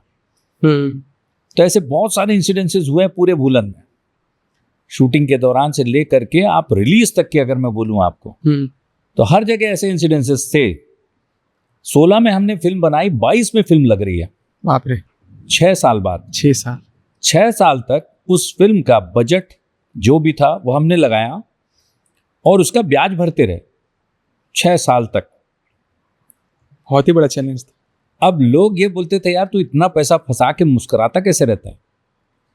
मैं बोला, यार मेरे को नहीं मालूम वो कहाँ से आता है पैसा जमा करने के लिए भी। हाँ। सामने वाला जाने, जिसने दिलाया है लोन वही पटाएगा। तो बजरंगबली दिलाए वही पटाएंगे। और सही में मैं बोल रहा हूँ आपको कि वो कैसे आता था मुझे नहीं मालूम, लेकिन कोई महीना डिफॉल्ट नहीं हुआ, किसी समय कोई तकलीफ नहीं आई। तो मैं मुस्कुराऊं नहीं तो क्या करूं? मेरे को कोई टेंशन नहीं था, मैं उससे कई गुना ज़्यादा पैसा पटा चुका हूं जितना लिया था। तो ये चैलेंजेस अगर आप उसको लेकर के परेशान होते रहोगे तो होना जाना कुछ नहीं है। आप सिर्फ परेशान होगे, समस्या वहीं की वहीं रहेगी। अगर समस्या सुलझ रही है तो खुश रहो ना यार, आगे का सोच के काहे परेशान हो रहे हो? तो वैसे बहुत सारे, एक बंदा था लाइटमैन था, उसको हार्ट अटैक आ गया। अच्छा। हाँ, उसका रातों रात एंजियोप्लास्टी कराया यहाँ। अरे बाप। 3 लड़के मेरे जो है वो फाल्सीफेरम मलेरिया जो होता है उसमें बुरी तरीके से, मतलब वो they would have gone, fatal stage पे आ गए थे। वो ले दे के बच के निकले वहां से, और यूरिन कर रहे हैं तो ब्लड निकल रहा है, ये हालत थी उनकी। Is there any emergency hospital some kind of? नहीं, हम लौट आ चुके थे। किस्मत ये अच्छी है कि हम यहाँ रायपुर में शूट कर रहे थे उस समय। और ये फाल्सीफेरम जो था ये शायद वहाँ से उस तरफ के एरिया में वैसे मच्छर हैं, तो वो थोड़ा सा लेट रिस्पॉन्ड करता है। ओके। हम यहाँ शिफ्ट हो चुके थे और यहाँ पे सारे लोग भर्ती हुए, डॉक्टर सहाय के यहाँ भर्ती हुए, बेचारे वो दिन रात मेहनत करके उन्होंने बच्चों को बचाया। ये हो गया, मेरा हाथ टूट गया शूटिंग के दौरान, मैं भी गिरा तो मेरा हाथ टूट गया था, तो टूटे हाथ में शूट कर रहे थे हम। तो ये सारी चीज़ें तो चलती रहती हैं, मतलब आप इसको मजा लो और कुछ नहीं है। हर जगह होता है, हर शूट में कुछ ना कुछ ऐसा होता रहता है। और जब शुरुआत करे थे तो कुछ विजन था कि नहीं मेरे को ये बनेगा, मतलब होता है ना कि आपके एक अपना एक नज़रिया है। वो दिखता था मुझे कि ये कुछ ऐसी बनेगी फिल्म। मैं रियलिस्टिक मूवी बनाना चाह रहा हूँ और वो रियलिस्टिक बनेगी।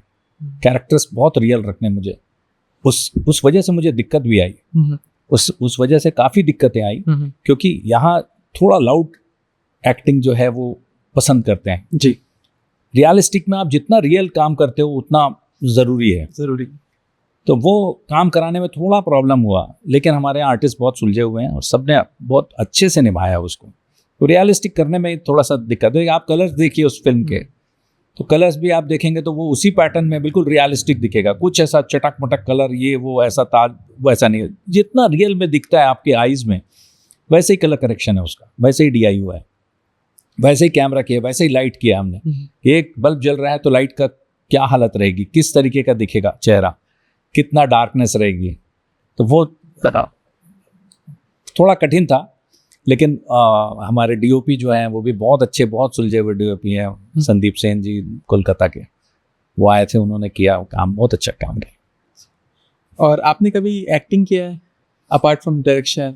हाँ, एक्टिंग किया है। अभी एक फिल्म लगी हुई है मोर छैया भुइयां 2। अच्छा, इसमें भी हूँ मैं। अच्छा। तो वैसे छोटे छोटे कभी कभार मैं ऐसे ही करता हूँ, बहुत सीरियसली मैं एक्टिंग में नहीं गया। पता नहीं, मुझे बहुत पसंद नहीं था एक्टिंग, डायरेक्शन ज़्यादा लगता था। कॉलेज में हम लोगों ने बहुत ड्रामा किया, उसमें एक्ट किया हूँ मैं, बहुत स्टेज किया है उस समय।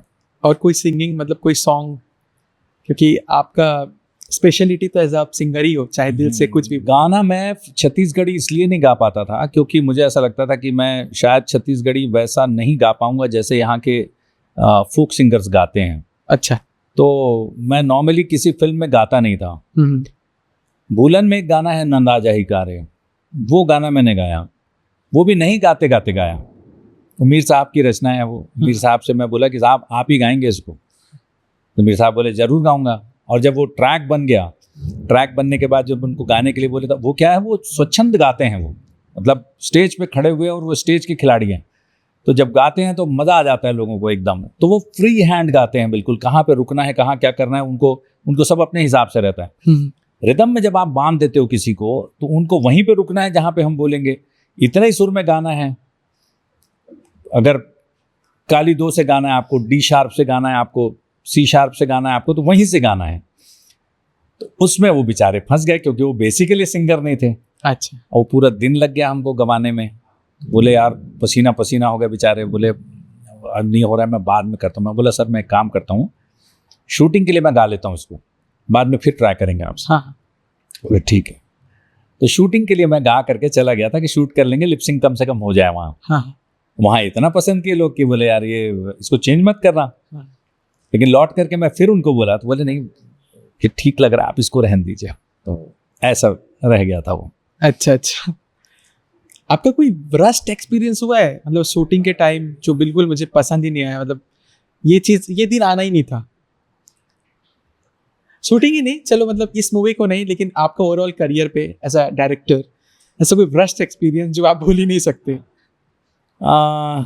ऐसा कोई वर्स्ट एक्सपीरियंस मुझे ऐसा कुछ बहुत ज़्यादा ध्यान नहीं आ रहा है कि कोई आप बहुत पैनिक हो गए किसी चीज़ को लेके कि दैट इज नॉट गुड और समथिंग काइंड ऑफ? हाँ नहीं, वो वैसा बहुत वर्स्ट तो नहीं बोल सकता, लेकिन हाँ बुलन में ही हुआ था कि वो बेचारा हाँ ओंकार दास मानिकपुरी और सलीम अंसारी के बीच में कुछ बातचीत हो गई। अच्छा। वो नाराज होके चले गए, बोले अब मैं नहीं आऊँगा अच्छा, शूटिंग पे। बीच से अचानक हो गया था ऐसा। अच्छा।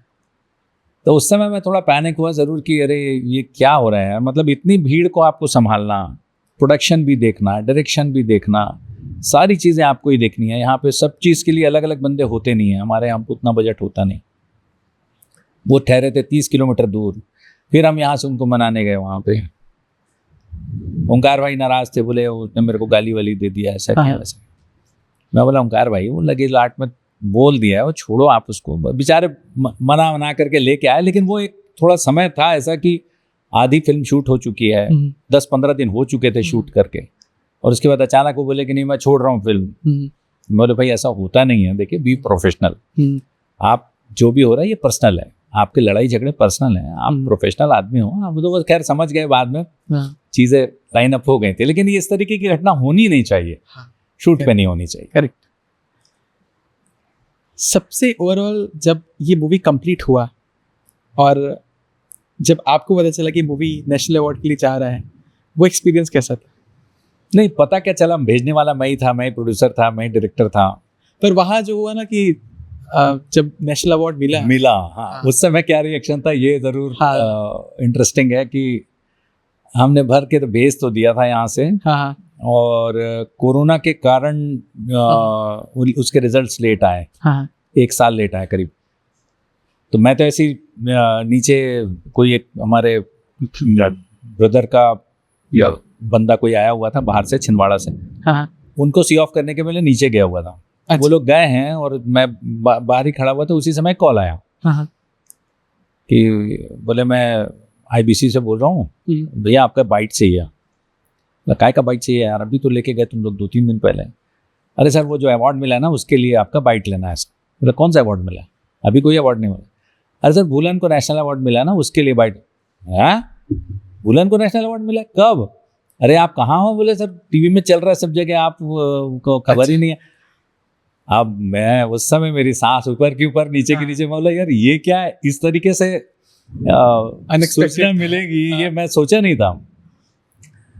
तो उसने बोला वो छोड़िए सर, मैं आपको अभी लाइव ले रहा हूँ, आप बाइट दे दीजिए बस। उसने फटाफट बाइट दिया, उसके बाद मैं दौड़ा घर। अच्छा। घर पे बताया, सतीश भैया वहीं थे, उनको बताया। वहाँ से फिर जो चालू हुआ, तो 3 दिन मेरी हालत ऐसी थी कि मैं सिर्फ इंटरव्यूज कर रहा था और कुछ हो नहीं रहा था।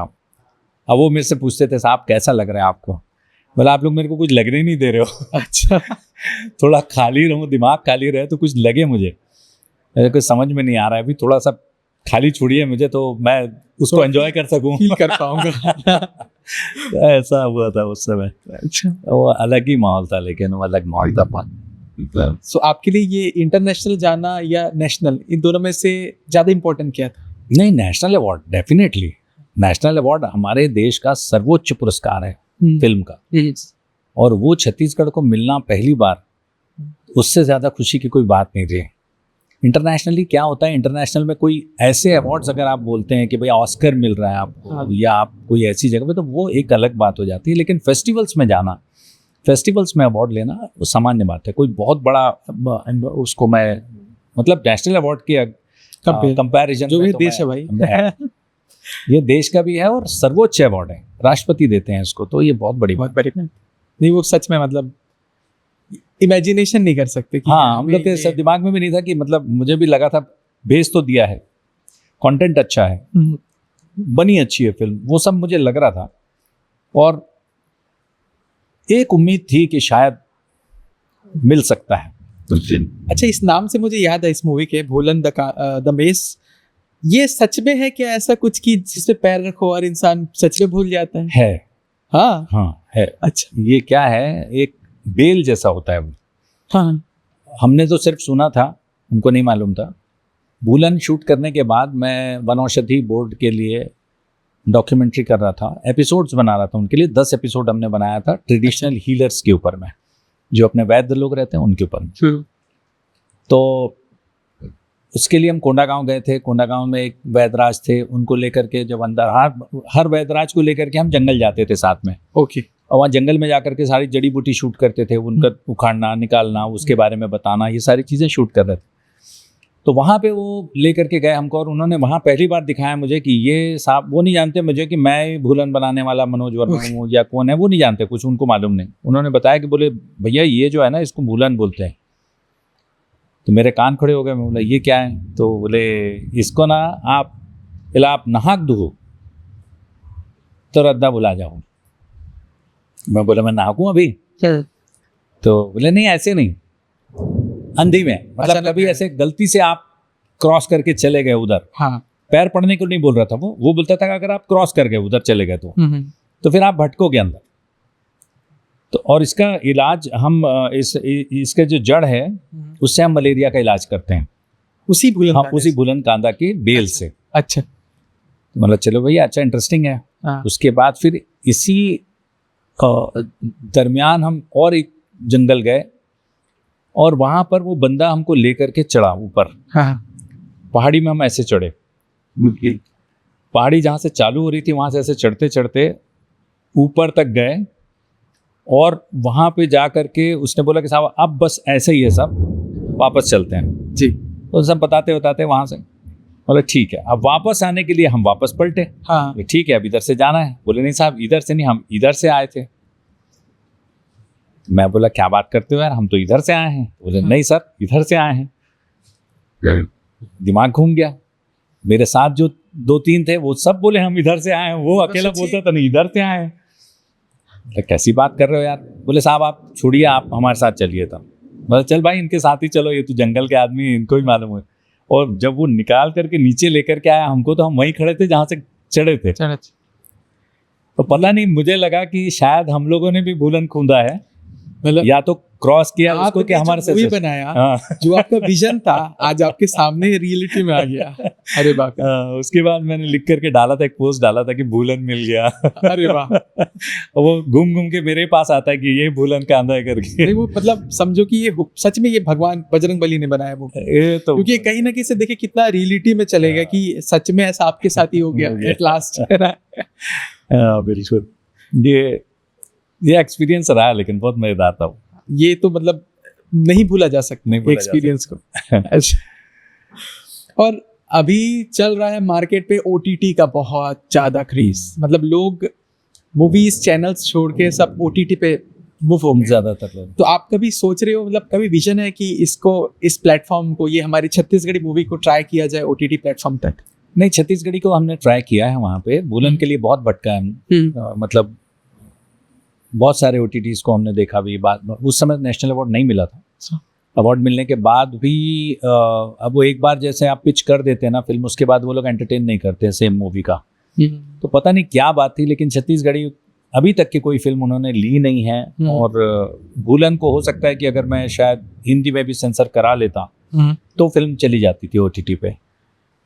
लेकिन छत्तीसगढ़ी के नाम से अभी वहाँ पे पता नहीं क्या चल रहा है, मुझे मालूम नहीं है। लेकिन वो OTT में अभी भी वहाँ पे नेशनल लेवल के या इंटरनेशनल लेवल के जो OTT प्लेटफॉर्म्स हैं वहाँ पे अभी नहीं ले रहे हैं। तो ये हम लोगों के लिए दुर्भाग्य है कि उस लेवल पे कोई एक OTT आना चाहिए जो हिंदी के साथ में, जैसे बाकी रीजनल लैंग्वेजेस हैं उसमें, वैसे एक छत्तीसगढ़ी आना चाहिए उसमें। बिल्कुल बिल्कुल। हाँ, वो अभी तक के उन्होंने कुछ, क्योंकि मैं देखता हूँ कि कई सारे लैंग्वेजेस, बहुत सी लैंग्वेजेस बहुत सारे आ गए हैं, तो बिल्कुल हमें भी चांस मिलना चाहिए।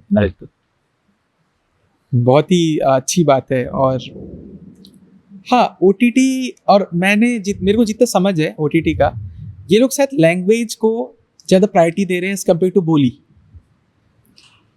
ऐसा बोल नहीं सकते हम। मुझे ऐसा लग रहा है कि उनके कुछ अपने क्राइटेरियाज हैं। हाँ। कुछ टेक्निकल क्राइटेरियाज हैं जिसकी वजह से उनको ऐसा लगता है कि शायद छत्तीसगढ़ी फिल्में जो हैं वो उनके उस पे बराबर नहीं बैठेंगी। I think so. अच्छा। कि एरी में ही शूट होना चाहिए, या पर्टिकुलर कुछ कैमरेज उन्होंने अप्रूव कर रखे हैं इसमें ही शूट होने चाहिए, DI फलाने जगह में होना चाहिए, यानी बहुत सारी उनके वो है कि ऑडियो जो है वो इस तरीके से, अगर डबिंग किया आपने तो आप 2 माइक यूज़ करिए, ऐसे कुछ है उसका। अच्छा, ओके। मुझे ऐसा लग रहा है। तो या तो आप उनको फिल्म बनाने के पहले उनसे कांटेक्ट करें और अकॉर्डिंगली फिल्म बनाएं, या फिर उनके क्राइटेरिया पर अगर आप नहीं बैठेंगे तो वो नहीं लेंगे। और हम कब तक आपकी नेक्स्ट मूवी को एक्सपेक्ट कर सकते हैं? अभी तक के 6 दिसंबर हमारी डेट है। अच्छा, ये हाँ 6 दिसंबर। हाँ। और उसी तारीख में लेकिन पुष्पा 2 का भी सुनने में आ रहा है मुझे, तो हो सकता है कि कुछ आगे पीछे थोड़ा बहुत हो, लेकिन 6 दिसंबर अभी तक की हमारी फाइनल है फिल्म। तो बात करते हैं कॉलेज लाइफ की। तो मेरे लाइफ में कॉलेज का बड़ा इंपॉर्टेंस है, क्योंकि वो जो पल हमने अपने कॉलेज में जिया था ना, वो मैं भूल कभी नहीं पाया। तो क्या आपके भी ऐसे कुछ पल हैं, जैसे कि आपके बहुत फ्रेंड्स थे, तो कभी होता था कि एकदम गैंग बैंग, या कुछ किसी को मारने निकल गए, या ग्रुप में कहीं घूमने चले गए बहुत लोग? ये हुआ है हम लोगों के साथ। कॉलेज में तो क्या, स्कूल से चालू था वो। अच्छा। मारपीट तो नहीं हुई है ऐसे, लेकिन वो एक पीरियड होता है जब को बहुत आप दिमाग लगाओ, ऐसा वाला लड़ाई यहाँ कभी नहीं हुई है कि बहुत ज़्यादा कुछ है वह, लेकिन छोटे मोटे तो ऐसे होते रहते थे, छुटपुट इधर उधर। घूमने की जहाँ तक बात है तो हमारा एक ग्रुप हुआ करता था, साइकिल में हम लोग निकल जाते थे, स्कूल में थे सेंट पॉल्स में, तो हर्बेरियम फाइल कलेक्ट करने के नाम से, और साइकिल में निकल गए, नंदनवन चले गए। तो भाटा गांव में एक वाटर प्यूरिफिकेशन का एक जो जगह है ना, वहाँ पे अक्सर जाते थे हम। अच्छा। तो वहाँ नीचे में बेर वेर बहुत लगी हुई थी, तो सारे के सारे वहाँ पहुँच करके हम लोग वहाँ बेर वेर खाते थे। वो एक अलग समय था। कॉलेज के समय तो खैर बहुत टाइम नहीं मिला ये सब चीज़ों का। बताया आपको कि बहुत टाइट शेड्यूल था हमारा। हाँ। सुबह से खेलने जाना है, ये करना है, यूनिवर्सिटी वगैरह खेले तो कंटिन्यू उसके लिए, फिर प्रैक्टिस में, तो लड़ाई झगड़ा और इसके लिए समय होता नहीं था। वहाँ जो हो गया। अच्छा। इस तरीके का रहा है। हमारे छत्तीसगढ़ पे मेरे हिसाब से टैलेंट का कोई कमी नहीं है। बहुत से आर्टिस्ट हैं, और शायद ऐसे भी आर्टिस्ट हैं जो अभी तक इस प्लेटफॉर्म तक नहीं आ पाए हैं। तो आपकी क्या राय है कि आप उनको अपने आने वाले मूवीज़ पे उनको चांस देने का, या कुछ ऐसा जो उभर के वो आ पाए, अपने आप को रिप्रेजेंट कर पाए? देखिए क्या है, एक्चुअली बिना सीखे आते लोग, वहाँ दिक्कत होती है जी। फिल्म एक ऐसी विधा है जिसमें लोगों को लगता है कि इससे सरल कुछ नहीं है। हाँ। हर आदमी सोचता है मैं एक्टिंग कर लूँगा, Correct. हर आदमी सोचता है मैं फिल्म बना लूँगा, हर आदमी सोचता है मैं कहानी कह लूँगा, लिख लूँगा। कुछ भी उसमें रखा क्या है, मतलब वो उसको उस तरीके से नहीं सोच पाते हैं कि फिल्म कैसे बनती होगी। ठीक। मैं आपको बता दूं, सबसे कठिन काम है फिल्म बनाना। आपको एक नकली दुनिया गढ़ना होता है, और नकली दुनिया जो असली लगे। ठीक। कहीं पे भी नकलीपन आया तो आप पकड़ा जाओगे। जहां पकड़ाए पब्लिक डिस्कनेक्ट हो जाएगी। तो इतना कठिन काम है, उसको बहुत सरल समझते हैं। तो वो जब तक सीखेंगे नहीं कि इस चीज को दर्शाना कैसे है, तब तक कि वो समझ पाना कठिन है उसको। Scene to scene, cut to cut, कैसे शॉट्स लेने हैं, कैसे लिखना है। स्क्रिप्ट लिखना एक विधा है, 3-3 साल का उसका कोर्स है। अगर आप बोलेंगे मैं स्क्रिप्ट लिख लेता हूँ, मुझे गांव से लोग आते हैं बोलते हैं कि साहब हमने स्क्रिप्ट लिखी है। मैं बोला यार मैं इतने सालों में अभी ले दे करके सीख रहा हूँ कि स्क्रिप्ट कैसे लिखना है। आप लोगों ने स्क्रिप्ट लिख ली, कितनी स्क्रिप्ट, आपकी स्क्रिप्ट पे कितनी फिल्में बनी? उन्होंने बनी नहीं है सर, हमने तो 25-30 स्क्रिप्ट लिख रखी हैं। अच्छा। फिर वो दिखाते हैं तो समझ में आता है कि क्या लिखा है। तो मेरा ये कहना है भाई, अगर आप में सही में इस फील्ड में आने की आपकी इच्छा है और सीरियसली आप आना चाहते हो तो पढ़ो यार, नहीं तो आपको हमारे से जैसे 10 साल बर्बाद करने पड़ेंगे। 10 साल हम खुद कर करके सीखोगे, ट्रायल एंड एरर कर करके आप कर करके सीखोगे। उससे अच्छा एक ऐसे इंस्टीट्यूट में चले जाओ तो 3 साल में आपको ग्रेजुएट कर देगा उसमें। उसके बाद आप प्रैक्टिकली करते जाइए, तो आप 4 साल 5 साल में आप अच्छी फिल्में बनाने लगेंगे या एक्टिंग करने लगेंगे प्रॉपर वे में। अभी उनको ये समझ में नहीं आता कि इमोशन हम बोलें तो क्लोज में किसी का रिएक्शन नहीं मिल रहा है, हम परेशान हो जाते हैं। तो दूसरा क्या है, लोगों ने अपने आप को सिद्ध भी कर रखा है कि भाई हम रील्स बनाते हैं और रील्स में हमारे मल्टीपल फॉलोअर्स हैं और लोग उनको देखने आ रहे हैं। ऐसा नहीं है कि वो अनसक्सेसफुल हैं या उनको लोग पसंद नहीं कर रहे हैं। आज फिल्म लगी हुई है हंडा, उसमें अमलेश नागेश हैं जो ऐसी सोशल मीडिया से आए हुए हैं, आज की डेट में हिट हैं। तो या तो आप अपने आप को प्रूव करो और आ जाओ, तो लोग कम से कम आपके फेस वैल्यू के चक्कर में फिल्म तो देखने आएंगे। लेकिन सीखना तो वहां भी पड़ेगा आपको, क्योंकि रील जो होती है वो 30 सेकंड की होती है, 10 सेकंड की, 20 सेकंड की, 1 मिनट की, और उसमें आप दूसरे की आवाज में आप मिमिक्री करते रहते हो, एक्टिंग करते रहते हो। तो जब आप यहाँ आते हो और अपनी आवाज में आपको डायलॉग डिलीवर करना पड़ता है, पूरा आपका बॉडी लैंग्वेज दिखती है, सारी चीजें आपकी विजुअल होती हैं, तब समझ में आता है कि आप कितने बड़े आर्टिस्ट हो, कैसे इस चीज को डिलीवर कर रहे हो, आप कर पा रहे हो कि नहीं कर पा रहे हो, वहां समझ में आती है चीजें। तो सीखना वहां पे भी पड़ता है। तो आप या तो आप वो जो बच्चे जो NSD करके आ रहे हैं, वो बच्चे जो FTI से पढ़ के आ रहे हैं, उनमें और इनमें ये एक बेसिक डिफरेंस रहता है कि वो लंबी रेस के घोड़े होते हैं। बिल्कुल। कहीं ना कहीं उनको आज नहीं, इसमें नहीं तो इसमें कर लेंगे, इसमें नहीं तो इसमें कर लेंगे। इसका लाइफ स्पैन छोटा है। आज ये टॉप कर रहे हैं, अगर किसी सोशल मीडिया प्लेटफॉर्म पे कल कोई दूसरा बच्चा आएगा, वो टॉप करेगा, उसको ले लिया जाएगा, ये सब्स्टिट्यूट हो जाएगा। लेकिन वो जो बंदे जो वहाँ से करके आ रहे हैं, वो लंबे चलते रहेंगे, वो कैरेक्टर्स में चलते रहेंगे, इसमें चलते रहेंगे। तो सीखना ज़रूरी है मेरे और साथ। सीखने के लिए किसी चीज़ का प्रोफेशंसी लाइक एक अच्छे से कोई इंस्टीट्यूट से ग्रेजुएट होना या उसको अपने कला को उभारना बहुत इंपॉर्टेंट है। बिल्कुल। तो हमारे इस छत्तीसगढ़ पे ये प्लेटफॉर्म्स हैं या मतलब इन्हें और भी आना चाहिए ऐसे प्लेटफॉर्म को जो कि एक बच्चे को इसमें ग्रेजुएट करे, जैसे कि एक्टिंग हो गया, स्क्रिप्टिंग हो गया। नहीं, यहाँ पे देखिए अभी कुछ एक कॉलेजेस खुले हुए हैं। अब वहाँ से कितना क्या आउटपुट है मुझे अभी मालूम नहीं है बहुत ज़्यादा, क्योंकि बहुत समय हुआ नहीं है कि वहाँ के बच्चे बहुत बार आकर के कुछ बड़ा काम कर रहे हैं, ऐसा कुछ मुझे अभी देखने को बहुत ज़्यादा नहीं मिला है। रिसेंटली शायद खुला है। हाँ, कुछ साल हुए हैं। तो लेकिन यहाँ पे FTI की तर्ज पे, NSD की तर्ज पे कुछ ऐसे इंस्टीट्यूट आने चाहिए जो प्रोफेशनली लोगों को तैयार कर सकें। दूसरा, फैकल्टीज़ जो हैं, जैसे आप खोल तो लेते हैं यहाँ पे बहुत सारे इंस्टीट्यूट खोल लेते हैं, लेकिन फैकल्टीज़ वही रहती हैं जो यहीं की यहीं के कोई एक एक्टिंग वाले के बंदे को पकड़ लिया आपने, चलो आप एक्टिंग करवा देना। आपने एक VFX का कोई बंदा है तो बोले भाई तुम VFX तुम पढ़ा देना, क्योंकि वो उतना पे कर नहीं रहे हैं कि एक प्रोफेशनल को ला करके रख सकें। तो ये डिफरेंस हो जाता है कि एक ही इंस्टीट्यूट है, वो रायपुर में उसका ब्रांच है और वही ब्रांच बॉम्बे में है। तो बॉम्बे में उसकी क्वालिटी जो है वो प्रॉपर मिलेगी।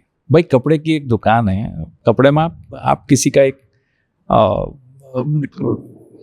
शर्ट लेने जाते हो तो बॉम्बे में वो शर्ट लेते हो तो बॉम्बे में भी वही मिलती है, रायपुर में आके लेते हो तो रायपुर में भी वही मिलती है। लेकिन ये जो स्टडी सेंटर्स हैं इसमें एक जैसी स्टडीज़ नहीं है। हमारे यहाँ पे फैकल्टीज़ जो हैं वो यहाँ पे सस्ती और कम ऐसे लोगों को ला करके रखा हुआ है जो कहीं कुछ नहीं कर रहे हैं, वो यहाँ पे आ जाए। करेक्ट। आप फीस वही चार्ज कर रहे हो जो बॉम्बे में है, तो आदमी प्रेफर करेगा कि मैं बॉम्बे जाऊँ, वो यहाँ क्यों रहेगा। तो यहाँ पे उस लेवल के खुलने चाहिए जो प्रॉपर ट्रेनिंग दे सकें बच्चों को, उस लेवल की ट्रेनिंग दे सकें। आप काफ़ी शूट्स के लिए बाहर जाते होगे, जैसे लोकेशंस देखने अपने टीम को लेके, तो कभी एक्सपीरियंस हुआ है पैरानॉर्मल एक्टिविटीज़ का, जैसे कोई जगह जैसे ये सही नहीं लग रहा है या हॉरर है या कुछ डेंजरस बोलते हैं भूतिया है, हमको यहाँ नहीं करना है, ऐसा कभी पैरानॉर्मल का हम जब डॉक्यूमेंट्रीज करने गए थे तो पैरानॉर्मल मुझे अभी तक मिला नहीं ना। मेरा ऑरा बहुत पॉजिटिव है, वो दिखती नहीं मुझे ऐसी कोई चीज़ है। मुझे ऐसा लगता है कि ये शायद होती होंगी, पर ये फील आता है ना, नहीं यार जगह अच्छा नहीं लग रहा। नहीं, वो नेगेटिविटी दिखती है, वो समझ में आता है कि ये नेगेटिव प्लेस है, यहाँ कुछ तो गड़बड़ है। लेकिन कभी कुछ देखा नहीं मैंने, मुझे कभी ऐसा नहीं लगा कि कुछ भूत दिख गया, ये दिख गया, कभी ऐसा लगा नहीं। मतलब ये मैं मानता हूँ कि अगर पॉजिटिव एनर्जी है तो नेगेटिव एनर्जी भी एग्जिस्ट करती होगी, लेकिन मेरा कभी पाला नहीं पड़ा, क्योंकि मैं पॉजिटिव के साथ रहता हूँ पूरे समय, बजरंगबली साथ में रहते, तो मुझे कभी ऐसा देखने को मिला नहीं। अच्छा। और हमारे छत्तीसगढ़ पे मोस्टली मूवीज कॉमेडी से रिलेट करता है। हाँ। तो कभी ऐसा हुआ कि विजन कि मैं कभी इस मूवीज को एज अ सीरियस मूवीज में या हॉरर्स और एक मल्टीपल आजकल केसेस आ रहे हैं जैसे कि सस्पेंस काइंड ऑफ मूवी कभी लॉन्च करें? नहीं, मेरी हर फिल्म कॉमेडी बेस्ड रहती है। नॉर्मली आप देखेंगे, आप भूलन भी आप देख लीजिए, आप हंसते हंसते देखे होंगे फिल्म को। हाँ, तो ह्यूमर रहता है, उसके बिना मैं दिमाग खुश हो जाता है। हाँ, मेरा जीवन वैसे ही है। हाँ। आप किसी भी कंडीशन में रहो, वैसी रहो, मस्त रहो। हाँ। तो वो कॉमेडी तो मेरा जॉनर है जी, मतलब उसी जॉनरा पे मैं फिल्म बनाना पसंद करता हूँ, और कॉमेडी के साथ साथ कुछ मैसेजेस चले जाएं, वो इम्पोर्टेंट रहता है कि फाइनली आप डिलीवर क्या करना चाह रहे हो, कोई सीख मिले इंसान। हाँ, मतलब आप फिल्म क्यों बना रहे हो? सिर्फ हंसाने के लिए? हंसाते हंसाते कुछ ऐसी बात बोल करके चले जाओ जो जहन में बैठ जाए, क्योंकि हंस के तो आप शांत हो जाओगे, वो चीज़ आपके साथ में हमेशा रहेगी। तो ये मेरा सोच कुछ इस तरीके की रहती है। और पैरानॉर्मल में अगर आप बोलेंगे तो सुखवा में आपको वो चीज़ें भी मिलेंगी। अच्छा, तो ये काफ़ी मूवी अलग जाने वाला है। मैं इसलिए बोल रहा हूँ वो बहुत अलग मूवी है, बहुत ही अलग मूवी। बिल्कुल, मैं तो वेट ही करूँगा ये मूवी ज़रूर। अगर आप डायरेक्टर नहीं होते तो आज अब क्या होते? मैं बहुत सारी फील्ड में था, मैं पता नहीं क्या होता। मैं तो मेडिकल स्टोर चला रहा था, शायद मैं मेडिकल स्टोर ही चलाता होता। हाँ। उसके पहले सर्विसेज के लिए बहुत ट्राई किया था इधर उधर, तो हो सकता है कहीं सर्विस कर रहा होता, गवर्नमेंट जॉब या प्राइवेट या नॉर्मली मेरे दिमाग में ये नहीं था वैसे बहुत ज़्यादा कि मैं सर्विस करूं, कहीं ना कहीं कुछ ना कुछ बिजनेस तो पक्का कर रहा होता। और काफ़ी बॉलीवुड एक्टर्स हैं, अभी आपकी कई सारी मूवीज आने को है और मैं श्योर हूँ, तो कभी ये सोचा है कि नहीं इसको तो कभी अपने मूवी में एक बार काम कराऊंगा, ऐसे कोई एक्टर? ऐसा बहुत पहले सोचा था मैं कि नसीर साहब से मुझे हाँ काफ़ी उनके साथ ज़्यादा ऐसा लगता था, उनकी फिल्में बहुत पसंद आती थी मुझे लगता था एक आध बार इनके साथ मुझे काम करना चाहिए। हाँ बुलन के समय मैं उनसे कांटेक्ट किया था, ओमपुरी जी से बातचीत हो गई थी। अच्छा। हाँ, ओमपुरी जी के साथ तो मतलब मास्टर जी का रोल ओमपुरी करने वाले थे, तो उनसे बात हो गई, उनके घर में बैठ के चर्चा हुई, सब कुछ हुआ। बाद में उनकी तबीयत थोड़ी ऐसी हो गई थी कि वो ठीक से खड़े नहीं हो पा रहे थे, उनका हाथ कांप रहा था, और मास्टर के साथ में पहाड़ी चढ़ना ये वो सब बहुत सारी चीज़ें थी, तो वो छूट गया। नसीर साहब को स्क्रिप्ट दी गई थी, लेकिन उनके यहाँ से तो उनके जो मैनेजर थे मिस्टर जयराज करके, तो वो बताए कि वो शूट पे पाकिस्तान के आसपास कहीं बॉर्डर पे हैं अभी, तो टाइम लगेगा ये वो, तो फिर उनके यहाँ से कोई जवाब नहीं आया मुझे। तो वो रह गया। मुझे ऐसा लगता है कि उनके साथ एक आध फिल्म में करने का मन था मेरा। हाँ। अब भगवान मालिक है अभी कैसा क्या है, लेकिन ऐसा लगता था कि करना चाहिए उनके साथ। ओमपुरी जी तो काफी मजे हुए एक्टर हैं, बहुत अच्छे थे। उन्होंने कहानी सुनी तो वो खुश हो गए थे, बहुत खुश हो गए थे। उनके पास भी स्क्रिप्ट रखी हुई है बुलन की। और मैं काफी आजकल एक्टर्स को देख रहा हूँ जो अब ऐसा नहीं है कि मुझे बॉलीवुड में ही करना है, नहीं अभी सब में दिखते हैं। मतलब बिल्कुल जो मूवी का स्क्रिप्ट काफी अच्छा है, डैम श्योर सारे एक्टर्स मतलब सही बात, जो प्रोफेशनल एक्टर्स जो अच्छा काम जो करना चाह रहे हैं वो किसी उसमें लैंग्वेज कोई बाधा नहीं है। मुझे लगता है कि वो हर जगह, साउथ में भी कर ही रहे हैं यहाँ के लोग, हर जगह। मतलब यहाँ क्या फॉरेन की भी मूवीज कर रहे हैं लोग जी। तो ऐसा लगता नहीं है कि कोई बांध के रखे अपने आप को कि मुझे सिर्फ बॉलीवुड में ही करना है, ऐसा नहीं है। लोग खुलना चाहते हैं, अलग अलग जगहों पे काम करना चाहते हैं, नई चीजें सीखना चाहते हैं, और वही आर्टिस्ट है। बंद गया वो आर्टिस्ट नहीं। आपने बहुत वॉइस ओवर्स किया है। हाँ, ये बहुत कम लोग जानते हैं। इसके बारे में हमको कुछ जानने को मिलेगा? अब मुझे ना शौक था, पहले मैं काफ़ी आवाज़ प्रैक्टिस करता था मैं वॉइस ओवर्स की। पता नहीं क्यों, मुझे नहीं मालूम था कि कभी ये भी करूँगा, लेकिन मैं वॉइस ओवर्स करने लगा। मैं आकाशवाणी में मैंने एक ऑडिशन दिया था अनाउंसर के लिए, कैजुअल अनाउंसर का निकलता है वहाँ पे, उसके लिए गया था। और जब उसका टेस्ट हुआ तो मुझे वो रीड करने बोलते हैं वो लोग, तो मैं वैसे ही रीड किया जैसे आकाशवाणी वाले करते हैं। और मज़े की बात ये थी कि मिर्ज़ा साहब वहाँ पे थे, तो मिर्ज़ा साहब की आवाज़ में मैं बोलना शुरू कर दिया था ऐसे। फेल हो गया वो ऑडिशन, वो पास नहीं हुआ मैं। लेकिन उसके बाद से आकाशवाणी से सबसे ज़्यादा मेरी आवाज़ में वहाँ पे प्रोग्राम्स चलते थे। मतलब कहना चाहिए जितने भी स्पॉन्सर्ड प्रोग्राम्स थे, गवर्नमेंट के जो एड्स होते थे, वो सब में मेरी आवाज़ रहती थी। अच्छा। अभी भी आप देखेंगे तो बहुत से जो दूरदर्शन पे, आकाशवाणी इसमें टीवी चैनल्स पे जो गवर्नमेंट के जो ऐड आते हैं, उनके जो स्पॉट्स होते हैं, वो स्पॉट के पीछे मेरी आवाज़ होती है। तो ये करता रहा, काफ़ी साल किया मैं, अभी तक करता हूँ। मतलब मेरे अपने जितने भी प्रोजेक्ट्स रहते हैं उसमें मेरी वॉइस रहती है। आपकी फेवरेट कोई वॉइस जिसको आप मिमिक करते हो? नहीं, मैं इमिटेट नहीं करता कभी किसी को। नॉर्मली मैं कोशिश नहीं करता। मेरी अपनी आवाज़ है, लोग मुझे इमिटेट करने लगे हैं अभी। ओह हाँ, मैं कुछ एक ऐड मैंने सुना, ये तो मैंने नहीं किया था, फिर मैं देखा ये नहीं, ये मेरा नहीं है। हाँ। लेकिन वो बहुत कोशिश, ऐसा लग रहा था जैसे वो उसने कोशिश की हुई है मेरी वॉइस में उस तरीके का बनाने की। उस जो एक बोलने का तरीका है मेरा, उस तरीके को पकड़ने की उन्होंने बहुत कोशिश की हुई। आजकल काफ़ी आर्टिस्ट है जो किसी का भी ना वॉइस भी, हाँ, अभी तो आजकल एआई भी आ गया है। हाँ, वो खुद ही कर देता है सारा काम, है ना।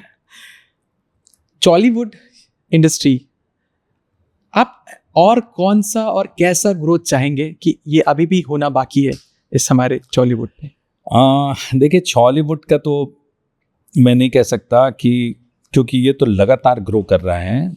Right from 2000 till date. तो बढ़ गया है, बहुत पिछले बहुत 4 बहुत साल ज़्यादा आगे आ चुका है। मुझे ऐसा लेवल लगता है का कि लेवल बन गया है। थोड़ा दर्शकों को हमको पकड़ना पड़ेगा कि जो छत्तीसगढ़ी बंदे हैं वो छत्तीसगढ़ी नहीं देख रहे हैं तो क्यों नहीं देख रहे हैं। देखिए, एक सेगमेंट बन गया है दर्शकों का कि वो इस तरीके की फिल्में ही पसंद कर रहे हैं। मैं जैसे आपको बताया कि एक लव स्टोरी अगर है फिल्म में तो वो हिट है, क्योंकि वो हर आदमी पसंद कर रहा है, गांव का आदमी है एकदम। लेकिन अगर ऑफ ट्रैक मूवी हम ला रहे हैं, भूलन जैसी मूवी ला रहे हैं, उसमें वो बंदे नहीं आते जो सिंगल थिएटर्स में जा रहे हैं। करेक्ट। मल्टीप्लेक्सेस हमारा फुल जा रहा है, लेकिन सिंगल थिएटर्स जो हैं वो खाली जा रहे हैं। खाली जा रहा है। तो कहीं ना कहीं ऐसा लग रहा है कि क्या इस लेवल की फिल्में देखने वाले कम हैं? तो हम अगर अपग्रेड हो रहे हैं तो दर्शक भी हमारे अपग्रेड होने चाहिए। बिल्कुल। हम जिस तरीके का खाना परोस रहे हैं, क्या उसको खाने वाले लोग कम हैं? अगर कम है तो हम आगे से वो खाना नहीं बना सकते। तो हॉलीवुड तो अपने तरीके से बढ़ता जा रहा है, लेकिन मुझे ऐसा लगता है कि दर्शक वर्ग जो जिस मेंटल स्टेट में है, उस मेंटल स्टेट से वो दर्शक वर्ग जो पिक्चर को हिट कराने का दम रखता है, उनको थोड़ा सा आगे आकर के थोड़ी ऑफ ट्रैक मूवीज की तरफ भी बढ़ना चाहिए। और वो लोग, बुलन में एक नई चीज ये हुई थी कि बहुत से ऐसे लोग जिन्होंने कभी छत्तीसगढ़ी सिनेमा नहीं देखा था, वो सारे उन्हें भूलन देखा, वो सारे लोग भूलन देखे, हिंदी देखने वाले भूलन देखे। तो मुझे ऐसा लगा कि एक नया दर्शक वर्ग हमारे साथ जुड़ रहा है और उनके एक्सपेक्टेशंस पे हम खरे उतरे हैं, तो वो वेट कर रहे हैं हमारी नेक्स्ट फिल्म का। लेकिन एक आदमी नहीं, ऐसे बहुत से लोगों को ऐसी फिल्में बनानी पड़ेगी ताकि वो दर्शक वर्ग जो है वो बहुत बड़ा बने, वो उतना बड़ा बने, हाँ उतना बड़ा बने जितना बड़ा लव स्टोरी को पसंद करने वाले लोग हैं। तो ये एक चेंज यहाँ पे हमारे को चाहिए, जो होना चाहिए, क्योंकि फिल्मों में तो अब बदलाव आ चुका है। आप देखेंगे तो अभी देखिए कॉन्सेप्ट्स में भी लोग काम कर रहे हैं, नए नए कॉन्सेप्ट में फिल्में बन रही हैं। लेकिन अगर वो चाहते हैं कि इस तरीके की फिल्में आती रहें तो उसको प्रतिसाद मिलना जरूरी है। आप देखिए यूट्यूब में डाला हमने, 9 दिन में 1 मिलियन हो गया। Oh my God. तो 9 दिन में मिलियन व्यू मायने रखता है, बहुत बड़ा बात होता है। हाँ। तो ये अभी 26 मिलियन हो चुका है, तो ये दर्शक थिएटर तक क्यों नहीं आया?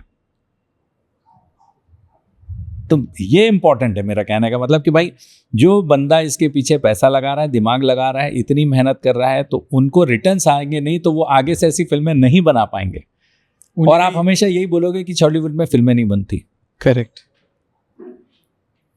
ये इंपॉर्टेंट है, ये सच है। अभी मेरे हिसाब से ये छत्तीसगढ़, मेरे हिसाब से मतलब जैसे धान का कटोरा है ना, और यहाँ के लोकेशंस, अलग अलग लोकेशंस, अलग अलग जगह इतने हैं, मेरे को कंप्लीट इंडिया एक छत्तीसगढ़ पे दिखता है। बिल्कुल, हर चीज़ हमारे इस छत्तीसगढ़ पे हर चीज़ है। और जैसे अभी कई सारे मूवीज आए, बस्तर द नक्सल अटैक कुछ ऐसा आया हुआ था, वो कंप्लीट उस एरिया को सुकमा कोंटा पे शूट हुआ था। थोड़ा सा देखा था मैंने, पूरे कंप्लीट देखा नहीं, लेकिन सीन्स थे, वहाँ के सीन्स थे। और एक मूवी, ये भी सीरीज देखा था जिसपे चित्रकूट और तीरथगढ़ का भी सीन हुआ है। कई सीन शायद अंबिकापुर के मैन पार्ट में शूट हुआ है। तो आपका क्या विजन है कि क्या हमारे आने वाले मूवीज में हमारे छत्तीसगढ़ की सारे जगहों को कैप्चर किया जाएगा? मतलब एज अ शूट। देखिए छत्तीसगढ़ जो है ना अनएक्सप्लोर्ड रहा है, खास तौर पे ऐसे वर्जिन लोकेशंस हैं जिसपे कभी पब्लिक आई ही नहीं, बाहर से लोगों ने आकर के काम ही नहीं किया। उसका एक ये कारण भी था कि थोड़ा नक्सलिज्म यहाँ पे ऐसा प्रोजेक्ट किया गया कि यहाँ पे तो हर तरफ नक्सली हैं।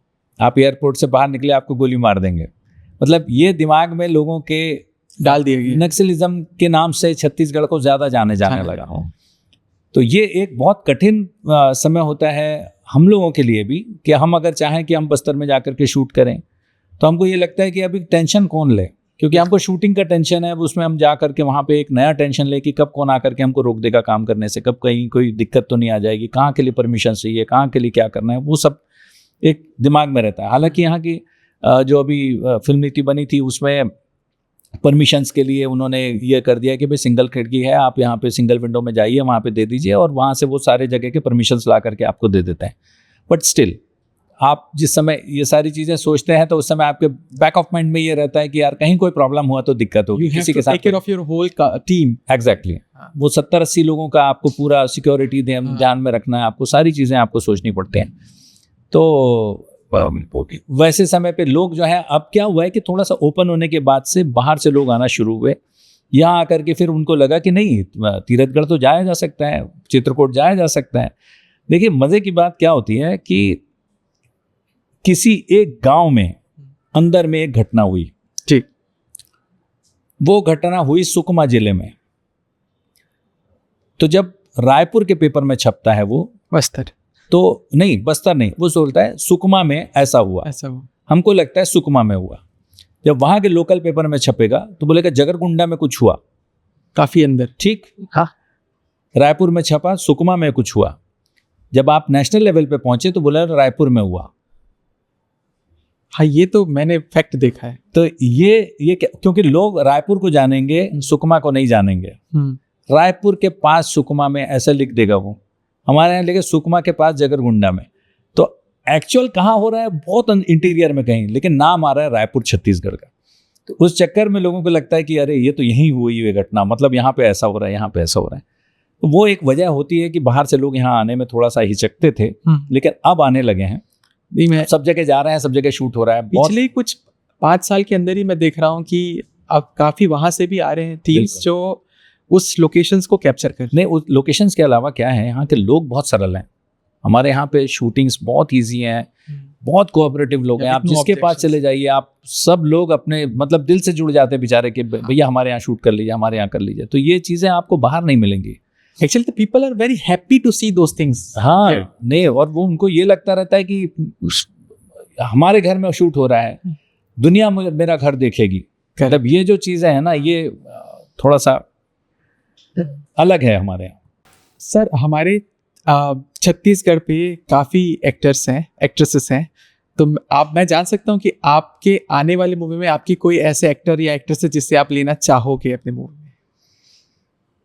नहीं, अभी से ऐसा बता पाना थोड़ा मुश्किल है। पर भी जो कोई फेवरेट, जो जिनका एक्ट आपको काफ़ी अच्छा लगा हो सकता है। करीब सभी लोगों ने मेरे साथ काम किया है, मतलब 7-8 मूवी हो चुकी हैं, 7 मूवी हो गई हैं, तो कोई एक्टर ऐसा बचा नहीं है जो शायद काम नहीं किया हो मेरे साथ में। बहुत अभी नए होंगे तो मैं उनको नहीं जानता हूँ ना, तो मेरी ऐसा कोई बता पाना मुश्किल है अभी। अच्छा, और जैसे कि कई सारे हिस्टोरिकल मूवीज बनते हैं, अभी कांतारा आया था, वो शायद तमिल या साउथ की। हिस्टोरिकल नहीं है वो, हाँ, थोड़ा सा उनके कल्चर से रिलेटेड था। हाँ। और वैसे जोधा अकबर जैसे कुछ कल्चर से रिलेटेड था।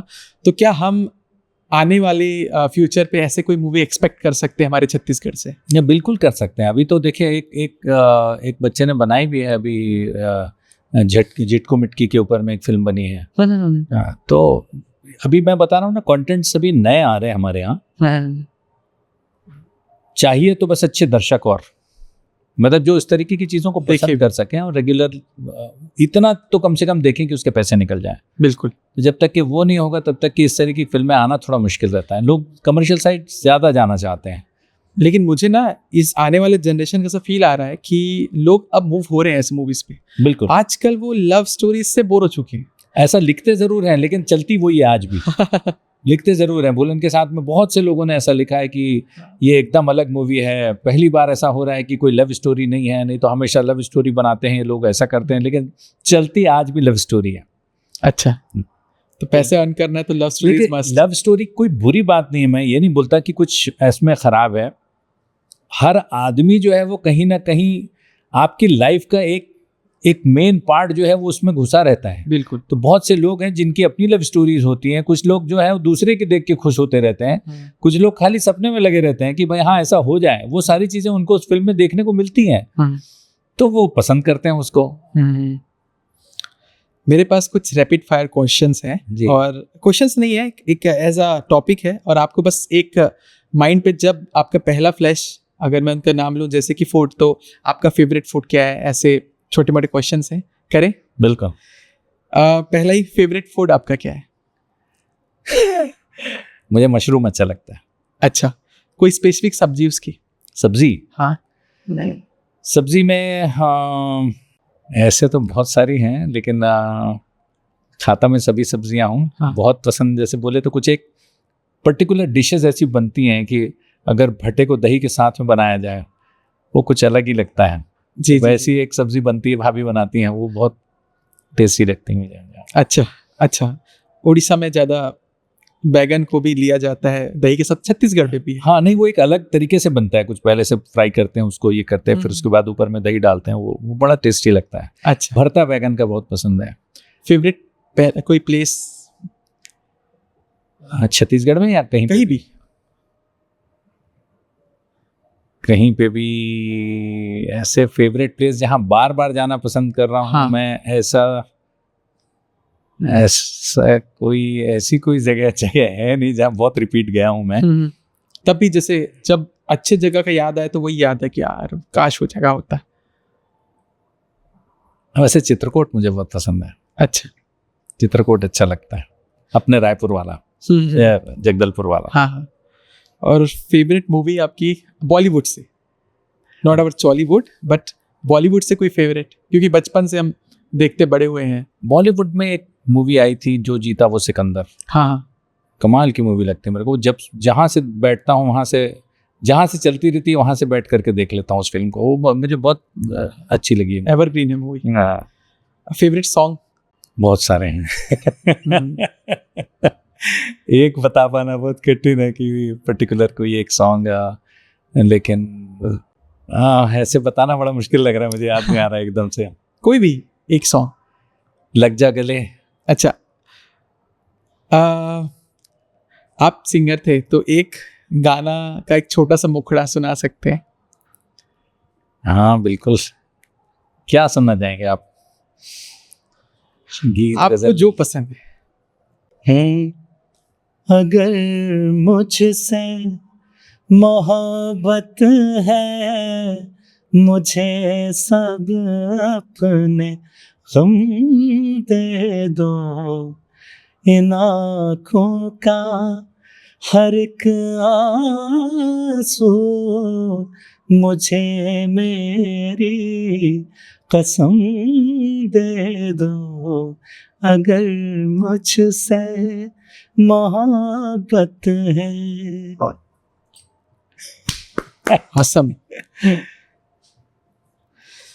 Thank you so much, sir, that you Thank you for joined calling our me. podcast. और all the very best of luck for your upcoming movies. और हम लोग को आशा है कि आप इस जनरेशन को और हमारे छत्तीसगढ़ को हर एस्पेक्ट में आगे बढ़ने में मदद करोगे। कोशिश रहेगी। Thank you so much for okay.